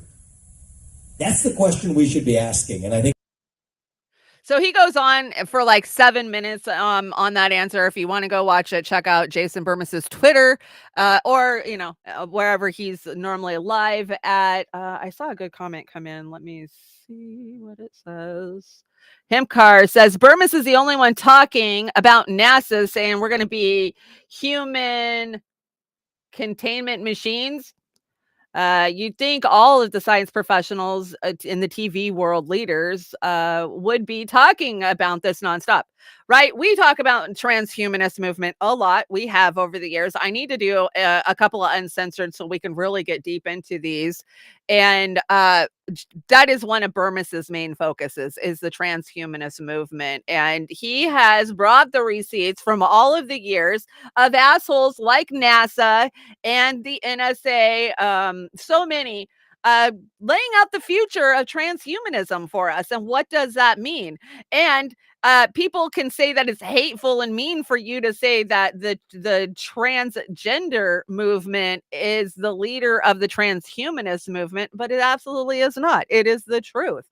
If they can get you to accept not being what you were born in your body as, then they can get you to accept the fact that, hey, they're going to stick a neural link in your head, or they're going to, give you bionic arms and legs. Like we're at that point in reality, especially now that Elon has got the okay for human trials with the Neuralink.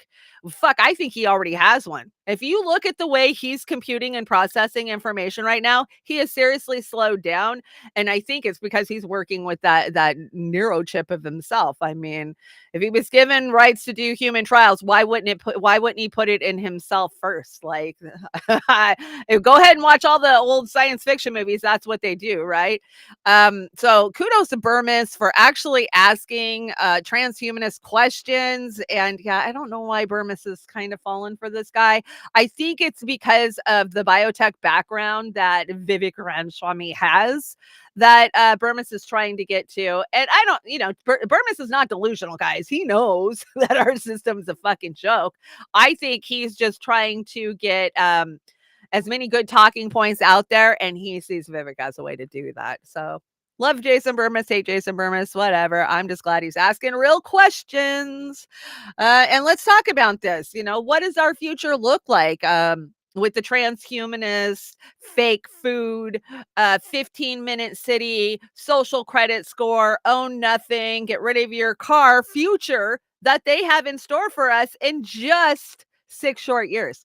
Remember when we started talking about this 4 years ago, we were still 10 years out from this agenda really being rammed down our throats. But every year we creep closer and closer, and we get closer to a total technocrat, authoritarian state. And I brought Von Shiva to tell you guys about it.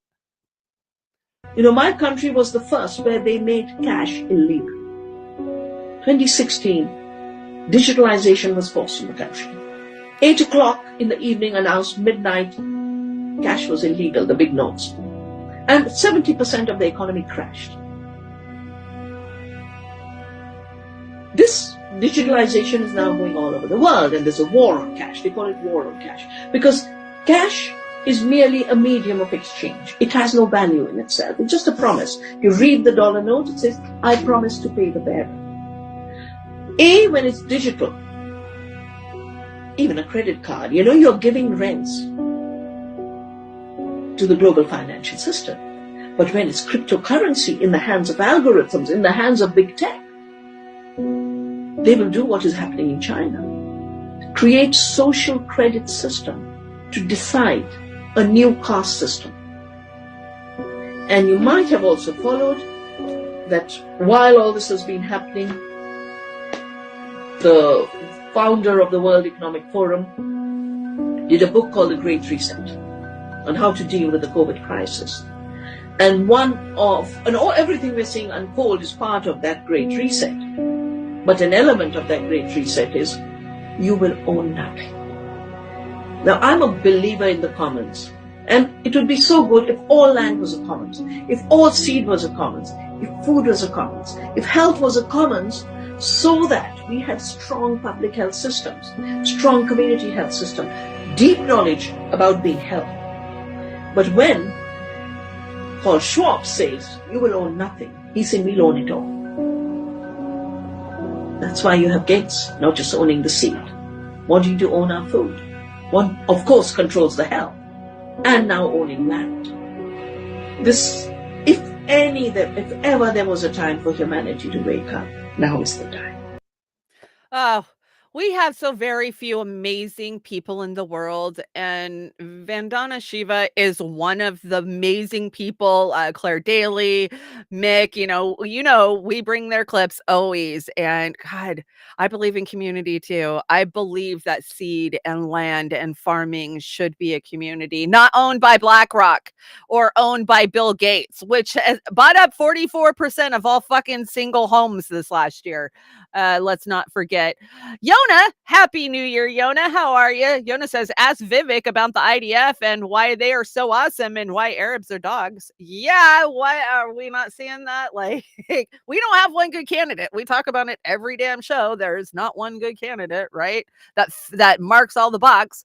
Once you wake up, you don't see politicians, entertainers, or celebrities anymore. You just see liars, thieves, cheats, actors, narcissists, tyrants, fools, psychops, puppets, controlled opposition, and satanic rituals. That is true. That's what I see when I look online. How about you? That's definitely, I see through the matrix. Oh, speaking of BlackRock, it looks like I brought a BlackRock clip. Sorry if you're eating breakfast, be forewarned. This is kind of gross. Oh, there you go. It's gross. Everybody, I'm Wendy Bell. You know, it's stunning to monitor the media's lack of interest in the whole Maui story. I've been in this business for 30 years. I'm stunned, but I'm not surprised. The dots are connecting. And coincidence seems to be the story here, right? But the true story, the media knows it is not allowed to tell. But I can. Is it a coincidence that the Maui police chief is the same man who was in charge in Las Vegas during that massacre that killed 15 Not a coincidence. Is it a coincidence that the Maui property, owned by million and billionaires, wasn't touched by the flames while homes of the locals all burned? Not a coincidence. Was it a coincidence that the flames traveled across hundreds of feet of pavement and crossed a 4-lane highway with emergency shoulders to jump into the ocean and then burn all the boats? Was it a coincidence that the largest system of outdoor emergency sirens in the world never made a sound as the fire devoured Lahaina? Was it a coincidence that at the same time, very same time, all the water was turned off?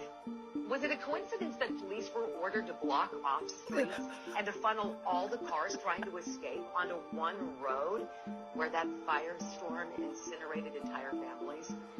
Okay, you guys get the point. I'm not going to keep it going because it's turned up as loud as it goes, and I don't think you guys can hear it very well. And most of you are repulsed by the meme on this, so I apologize. I didn't put it out there. She did. So blame her, not me.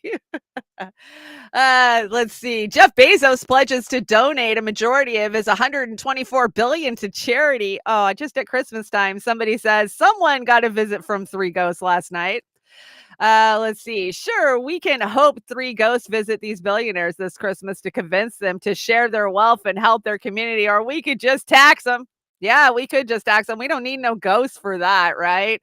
I love how this did get announced right at Christmas time. Like, oh, he's so kind. Look, remember Bill Gates did that too back in the late 90s when they were all coming after him for having a monopoly, right? And they kind of beat him down a little bit, but they really didn't. And then he was like, oh, but wait, I'm going to be a philanthropist and give my money away. I'm going to save the dying children of Africa. Well, we know how that turned out. So I do not trust Bezos one bit.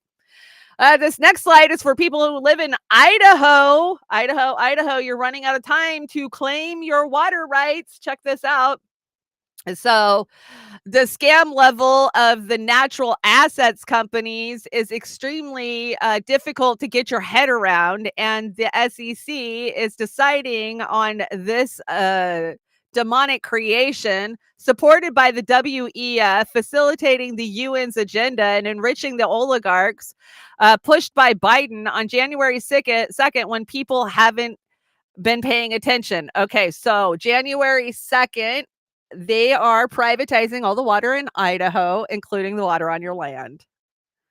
spring on their property, if you drilled your well some time ago and have not registered your well, if you have a natural stream on your property, pond, year-round creek, a lake, all of that stuff, this applies to you. Essentially what is taking place is the state of Idaho is saying that you have X amount of time to file for your water rights of all of those different bodies of water. If you have 9 ponds on your property, you're going to have to register your 9 ponds.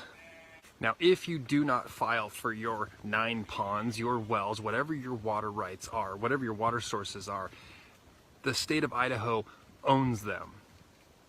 Foreverdom. They are now resources, they are now property of the state of Idaho. So if you have a homestead that's been in the family for 100 years and you have natural wells or natural springs that you guys use to water your animals or irrigate your land, the state of Idaho is saying that that is now their property if you don't claim it in time.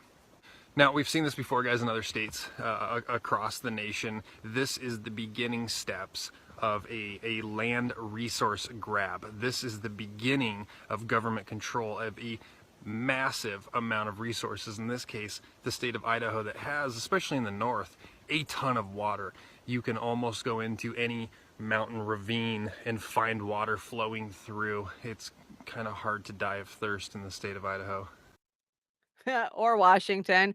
But so, okay, we've talked about these national asset companies that they are creating that are going to hold our assets. Now, remember, they've claimed land in Arizona, at the Grand Canyon, lots of places. And yeah, this isn't new. This is something that's happening in other states too. Claim your water rights. If you have water on your property, claim your water rights now, because this is the last smash and grab for any national resources on the North American continent, the way I look at it, Canada too. So I just wanted to bring a reminder to you guys that, hey, it's happening. And if you're in Idaho, you better do something about it. These national asset companies are going to be taking over everything. And welcome, Mrs. Worthless Eater, Mr. Worthless Eater. We haven't heard even the beginning of the Lahaina mega arson murder, let alone the East Palestine detoxing bomb site, or dachshund bomb site. Yes, absolutely. If you're new to the community, make sure you go check out our friend over at the Convo Couch, Pasta to Go. I think he's Pasta to Go over on Rumble. He has actually been to Lahaina multiple times. He was there immediately. Like, he has done the legwork for Lahaina. And if you're interested, definitely check that out. There's been many of independent media that have been in East Palestine too, that have done a lot of work too. So independent media always doing it like we do. Fox, or let's see, this is Fox 13. This is my local Fox. So Seattle ranked among the most unsafe cities during the holiday season, research shows. So did your neck of the woods show up in here? Let's see. Number 1, St. Louis with a scoring of 62% dangerous. Did that say 62? Holy crap. Newark, Delaware, risk score 62.46. So they're just under. Salt Lake City, number 3, risk score 60. Wow. Salt Lake's always been bad, but Denver, number 4 with what? I'm confused why the risk score for Denver is 2 points higher than Salt Lake City. So what makes Salt Lake City number 3? Number 5 is Seattle, risk score 59. Burlington, Vermont. Oh, those socialist shitholes, 58%. And Ruthland, Vermont. God, who knew Vermont was so bad and scary? 58%. Atlanta. Now, see, I would expect Atlanta.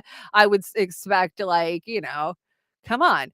Let's see, 58%. Minneapolis, 57%. And holding up the top 10 is, of course, another shit lib brand, Portland, Oregon at 56.95%. So there you are. Did you guys score in the worst cities to live in? I definitely did, right? Yeah. I had to put my glasses on to read those numbers, but that's a little shocking to me. I mean, St. Louis, I get, but Detroit's not on the list. What? Burlington, Vermont is worse than Detroit? I'm just like, oh, okay. I'm a little confused at what's going on here. And what's odd for me is that no Wisconsin cities are on there. But remember, we did a report last week that Wisconsin was the drunkest city in the nation, so, or country or state in the nation. So I don't know. Just seems kind of crazy. Now, I brought you a little example of it, but I also brought this so that we could talk about, if you guys remember, I'm a recovering opiate addict. So I used to host a show called To Hell and Back, where we talked about addiction in the United States. Those are still up. They're on Rokfin. I don't know if there's any on Rumble, but you definitely can find them over on the Rokfin. And there's a new drug, guys, and it's called goofballs. Goofballs. Now, it's definitely been seen in San Francisco. It's been seen in a couple of these cities, but it is starting to move. Now, here's an example of this.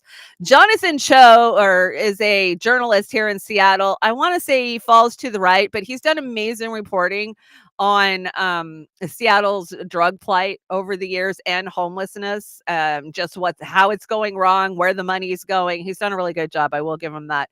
New street drug. I haven't seen this in Seattle, but says goofballs are hitting San Francisco hard. It's a combination of meth and fentanyl, and the reaction is wild enough. Enough is enough. We are losing a generation. We are losing a generation to fentanyl. Check this out.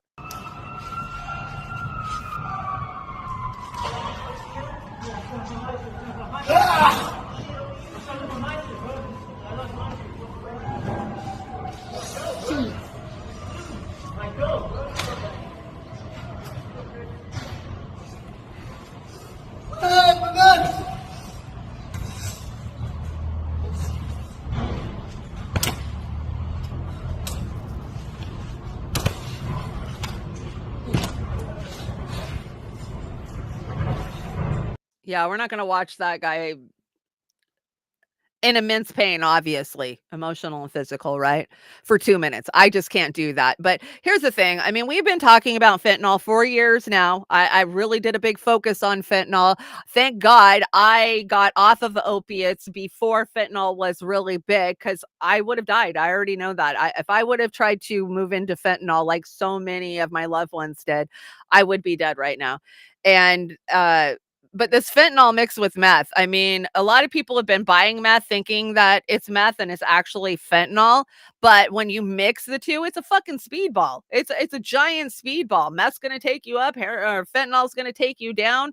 This is when you die. I mean, if you talk to the old heroin addicts from the 80s and 90s, speedballs is what killed you, right? You know, you get too high, you get too low, and then that's when you die. It looks fake. It's not, though. I could probably find you 100 freaking videos like this, especially Kensington Avenue in Philadelphia. But here's the thing.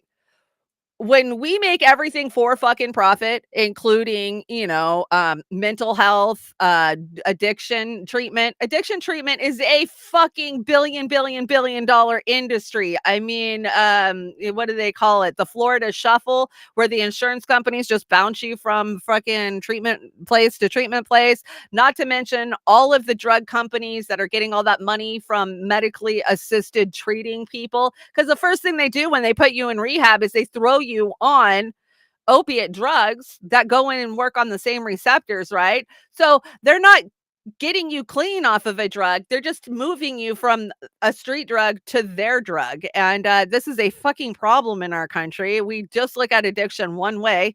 And it's sad, guys. It's so sad. We are losing a whole generation, and we're blaming it on China, right? And here's the thing. China's done everything we fucking asked them to do.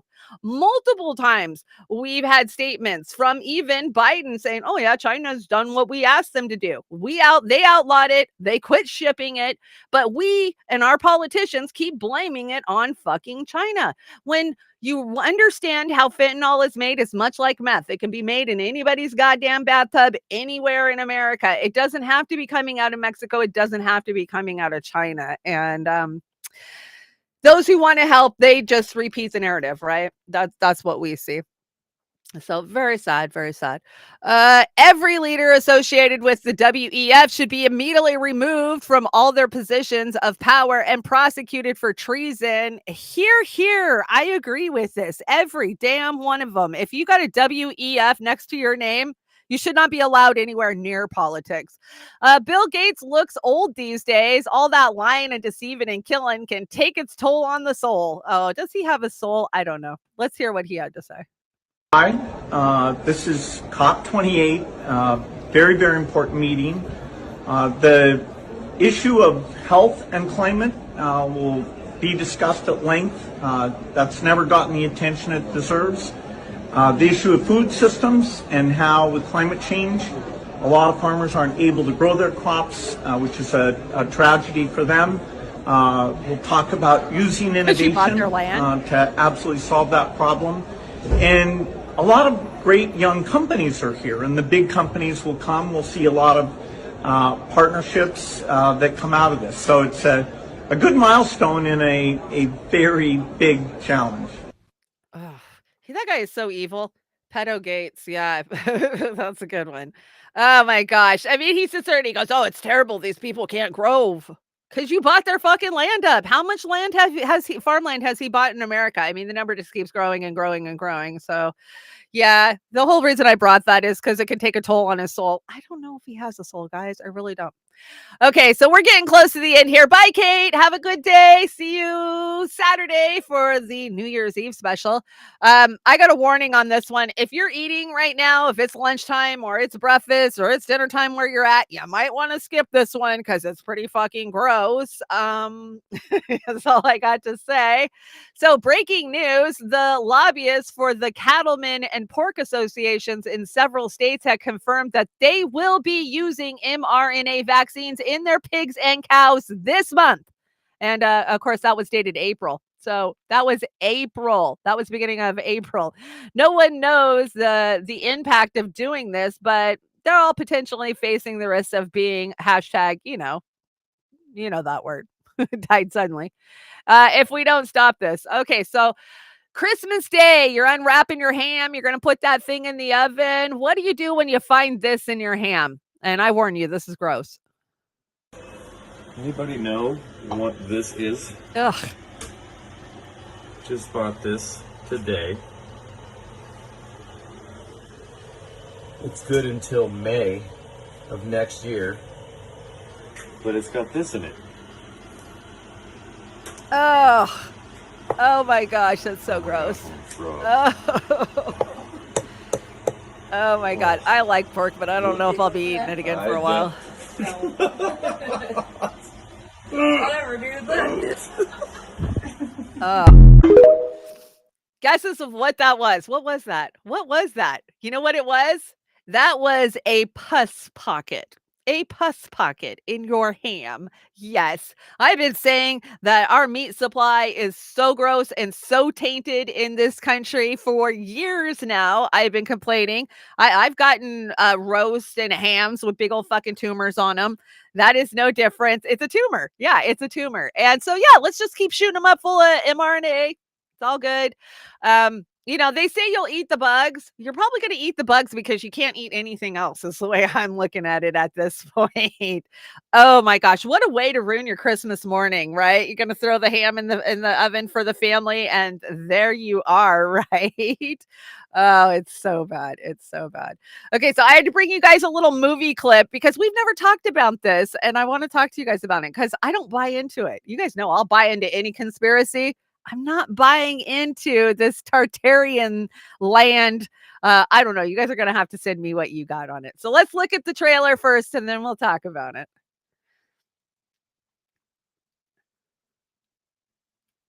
History is written by the victors. So what if the victor story is fabricated? What if the story they gave us all about our recent past was nothing short of a complete lie? For far too long, humanity has relied on the Board of Education to receive its official history narrative. The problem is their narrative makes absolutely no sense. There are giant mistakes in the timeline that show us all. Not only did they lie, but they hid the previous civilization from us, with no mention of our ancestors looking a little different, traveling with no issues, doing it all in style and efficiency, with beautiful architecture that we can't rebuild today, powered up cities, riding around on their advanced technology. Advanced technology? Wait, I thought the 1800s into the early 1900s were a bunch of idiots riding around on horse and buggy. Because when you look back and do a little research, it's obvious. This old world was discovered and then destroyed, resurfaced, and populated. They torched every city across the plain. Nothing new under the sun. Rockefeller flooded your brain with lies. Use your head. Think about your family tree and how it all began. Old World Order. Visit OWOfilm.com for more information.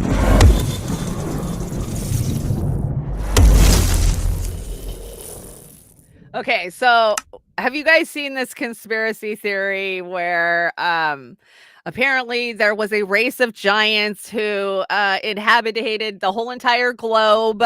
They were advanced civilization, and in the 1800s and early 1900s, we killed them all and took their cities and then burned them down and rebuilt them in our image. That's why there's so much architect that we can't recreate. I've looked into this quite a few times, and I don't know if I can buy it, though. So here's just a couple of the maps that they cite. There's supposedly, because these lands were, they were in Russia too. Mainly they were based in Russia, I understand. So I don't know. I will definitely be checking this out. But what do you guys think of this conspiracy? Do you think it has something to do with the Nephilim? I understand that, and I've done a lot of studying on the Nephilims, but I don't. The flood was supposed to get rid of them. So what were they doing hanging out after the flood? I don't know. The flood definitely happened, though. That's one thing we can all agree on. There was definitely a global flooding. But was it the end of the Ice Age that caused it? Because that's what Graham Hancock thinks, right? I don't know. It's crazy. But I will check this documentary out. It's called The Old World Order. And tell you what I think. I don't know.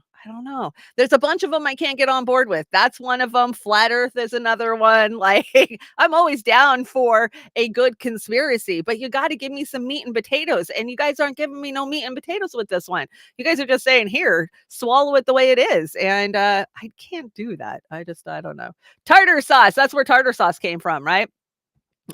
What was steak tartare? My dad was obsessed with steak tartare when I was a kid. Now I know it's just raw meat, but yuck. The steak tartare. Yeah, exactly. Another died suddenly. So Matt Napolitanto, Fox News audio anchor reporter, dies at the age of 33. Oh, another one. I think Oz used to watch this guy. He said somebody he used to watch used him a lot. Very sad, right? All the died suddenly. So it's very sad. I thought this was a cute story. A true Christmas miracle. A dog shelter emptied for the first time in 50 years. Over 600 rescues for Christmas. And yeah, good job. Yeah, don't kill animals, man. Adopt them, give them homes, love them.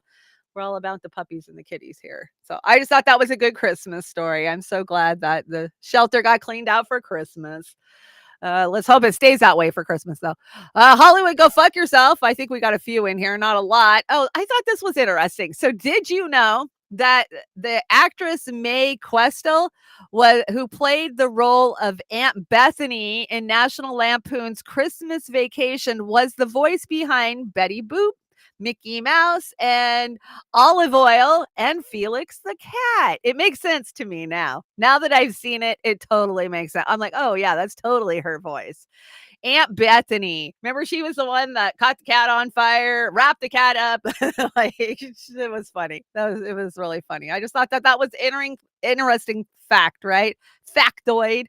Okay, I've brought this up and mentioned it to you, but I never really covered it, so let's cover it. Vin Diesel's ex-assistant in her lawsuit claims that he masturbated in front of her in a hotel room in 2010. Oh, it only took 13 years to get pissed off about it. I'm here for advice at Vin Diesel. I guess who Louis C.K. tweets out, I'm here for advice. Yeah, because Louis would know about that, getting caught jacking off in front of people. Let's hear what they have to say about it. man. And of course, all roads lead to one thing. I'll be seeing you soon, Toretto. God, she's so beautiful, man. Am I right or wrong? Look at her. How am I supposed to do this interview? Look at this woman. She's so fucking beautiful. It's like you can't even do an interview with her because you're just like, da, da, da, da, da, da, da, da, da. Oh my God, can someone save me? When did this turn into I love you? Vin Diesel is currently embroiled in a significant legal dispute. The actor, widely recognized for his roles in the Fast and Furious film series, is facing serious allegations made by his former assistant. This assistant, known as Ms. Jonason, has filed a lawsuit in which she accuses Diesel of sexually assaulting her in 2010 during the production of the movie Fast 5 in Atlanta. Ms. Jonason was employed by Diesel's production company One Race, and her responsibilities included organizing events, accompanying Diesel to parties, and being present in photos at events where Diesel attended without his girlfriend. The lawsuit provides a detailed account of an incident in which Ms. Jonason was asked to wait for Diesel in his hotel suite one night in September 2010. According to the lawsuit, Diesel allegedly grabbed Ms. Jonason, pulled her onto the bed, and engaged in inappropriate physical contact with her. Feeling frightened and uncertain about how to respond, given her job and personal safety, Ms. Jonason attempted to escape. However, the lawsuit alleges that Diesel persisted in his actions, even pinning her against a wall. Following this incident, Diesel's sister, who also serves as the president of One Race, terminated Ms. Jonason's employment. The lawsuit marks a serious legal challenge for Vin Diesel, a prominent actor known for his work in the entertainment industry. In a surprising turn of events, despite having signed a non-disclosure agreement upon accepting her job, Ms. Jonason was able to file her lawsuit. This legal maneuver was made possible thanks to the Speak Out Act, which renders non-disclosure agreements unenforceable in cases of sexual assault. Additionally, California's B2777 law has enabled older cases of sexual abuse to be brought to court. So what do you guys think? Should we let Me Too happen again? Is that what's happening here? Do you think that it's going to gain some steam? We're going to do this whole thing again? I mean, everybody has the right to accuse, right? That's not what I'm saying. I'm a little shocked, though, because we've all been told that Vin Diesel was gay all these years, right? I mean, that was the internet consensus for many years. Not saying either way, but are we going to do Me Too again? Are we doing Me Too? I don't want to do Me Too again. They never really took down anybody worth a shit, right? I mean, Harvey Weinstein, which was the biggest secret apparently in the world that everybody knew. So I don't know. Does Vin have a history of this, or does, somebody got some leverage and she's looking for a paycheck? I don't know. Either way, I don't really care. Let's see. I threw this in here, even though this isn't Hollywood. So Brian Johnson, 45-year-old founder of Braintree Payment Solutions, which is also owned Venmo, sold his company to PayPal in 2016 for $800 million. Johnson just revealed that he spends $2 million per year to retain youth, and he uses his teenage son's blood, as he calls him, his blood boy. What in the I put this in Hollywood because you know that if these tech billionaires are doing it, Hollywood's doing it too, right? Using their own kids' blood to stay young, because Hollywood's doing something. Bruce Willis and Emmy Herring renewed their wedding vows to keep memories safe. Yeah, I don't know. There's been a lot of speculation that she just married him for a paycheck and that he doesn't even really know who she is anymore because he's nonverbal. And there's been a lot of talk about the fact that there's been a lot of pictures out there with Bruce Willis and Demi Moore, and everybody's like, where's his wife? Where's his wife? So maybe she wanted this renewal ceremony so y'all would know that, hey, she's the one that's actually married to him, so she gets the inheritance at the end of the day. Either way, just sad how we lost Bruce Willis, right? Definitely. Amber Heard's not doing great at the box office. We've talked about it a lot, so I didn't bother to bring you anything but a funny meme. And then we televised this one, but not this one. Absolutely. There's this stupid Do it for Mira hashtag that's going around out there where people are actually going to the theater and watching Aquaman 2 just to support Amber Heard. But it's gotten so bad. They've gotten so bad that the local theaters are kicking these people out. They won't even sell them a ticket. Now, this is a movie that's tanking so bad that out of a 100-seat theater, only 3 tickets will be sold. And still the owners of these theaters are turning away these hashtag do it for Mira because they don't want that shit in their theaters. So that's how bad it's gotten for Warner Brothers. We warned you, Warner Brothers. 4.5 million of us told you we would never watch that shit, and we're not. Okay, it's Meme Alley. You don't get out of the trailer park till you go through Meme Alley. Normalize saying this instead of responding with living the dream. The horror persists, but so do I. I swear that's going to be my response for this whole year. Anytime somebody's, how you doing? I'm going to say the horror persists, but so do I. That's a good meme. Okay, let's see. Oh, you guys remember this meme? I brought you this meme last week, right? It had 16 habits that are making you poor, you know, smoking, drinking alcohol, buying a coffee, eating food daily, drinking water, you know, playing video games, clothing yourself makes you poor. Let's see. Needing a phone makes you poor. Using a credit card makes you poor. Those pesky freaking car rides in a taxi, that's making you poor. OnlyFans is making you poor. And not shopping discounts and bargains, that's making you poor. And impulse buying. Somebody fixed this. I didn't do it, but brilliant. They just scratched it all out. Put capitalism is making you poor because that is the reality of it, right? I just love how they gaslight us into thinking it's our own behaviors is why you're suffering. You drank too many lattes and that's why you're poor. You know, you have fancy taste in clothes. That's why you're poor. Total bullshit. It's capitalism. I promise. We live in a world that is made up of fake people, fake food, fake medicine, fake weather, fake news, fake history, fake pandemic, fake revolution, and fake spirituality, and wonder why people hate the truth. Oh, that is so true. So true. Dry toast is next. Yeah, I hear you. I'm fasting today too, man. I have to. I ate way too much at Christmas time. I'm just going to be blunt. If you think you need a ruler, you are not conscious, period. Being conscious means that you are capable of thinking independently and do not need to be ruled consciously. People don't need to be told what to believe because their logic and reason allows them the ability to use their mind. Imagine that. Yeah. Just do what you're told. Just repeat what you're told. Don't think for yourself. That is the reality of the world we live in right now. Let's see. We got a few more here. Single, taken, fighting the new world order with dank memes and sarcasm. Oh, I hope that's what I'm doing. I try.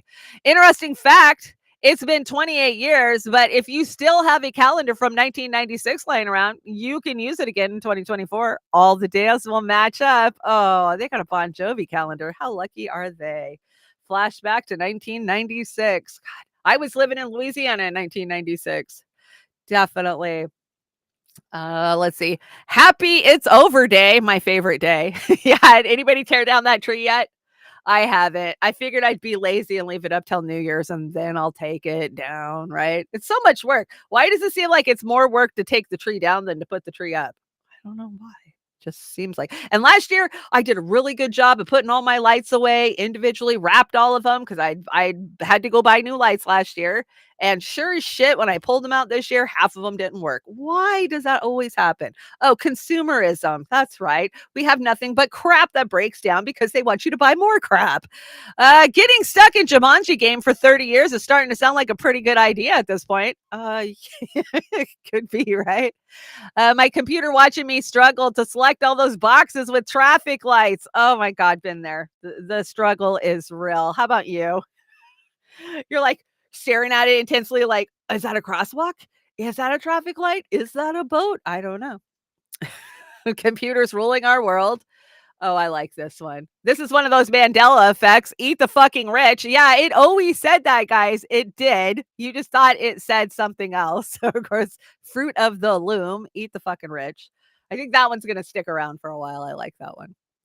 I don't know if we want to eat the rich. They've been eating too many preservatives. Maybe we'll pass on that one. Me around animals, me around people. It's true. It's true. I do love some animals.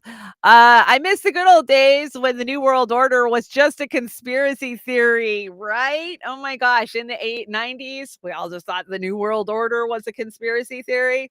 We now know better, don't we? We definitely do. And Mariah Carey has been summoned back to hell on December 26th. Yes, she has. She will be frozen again till next year. We should start seeing Valentine's Day crap in stores any minute now. Yes, because we live in a capitalistic society. There you are. Okay, guys, I think we made it through the show. I guess not. There's one more. In 2024, be the reason a new community garden is created in your area. Now, I don't mean just go out there and start a community garden. Get out there and start your own garden. Oh my gosh, if you got just a little patch, throw some pots in there, grow a few tomatoes, grow anything. I'm telling you, it's easier than you think to grow stuff. If you've never tried to horticulture anything, do it. Do it. Spring's coming. We'll be starting seeds probably the end of February. So TikTok, time is coming and time to get those gardens ready. I know I need to go out and tear mine out. I was really lazy in the fall and I got a lot of dead stuff out there. I got to go dig up, but I figure once the weather gets nicer, I'll get out there. Remember, Day X is here, February 20th through the 21st, 8:30 a.m. outside the Royal Courts in London. It's now or never, guys. Fight for Assange, free Assange, and keep Assange trending. Hey, there's still time to send Assange mail. Wouldn't it be great if we had no idea where Assange was and we couldn't send him mail? Hopefully someday soon that will happen. But till then, we know where he is, and let's keep him in good spirits by loading him down with well wishes and thanking him for the sacrifice he has made for truth.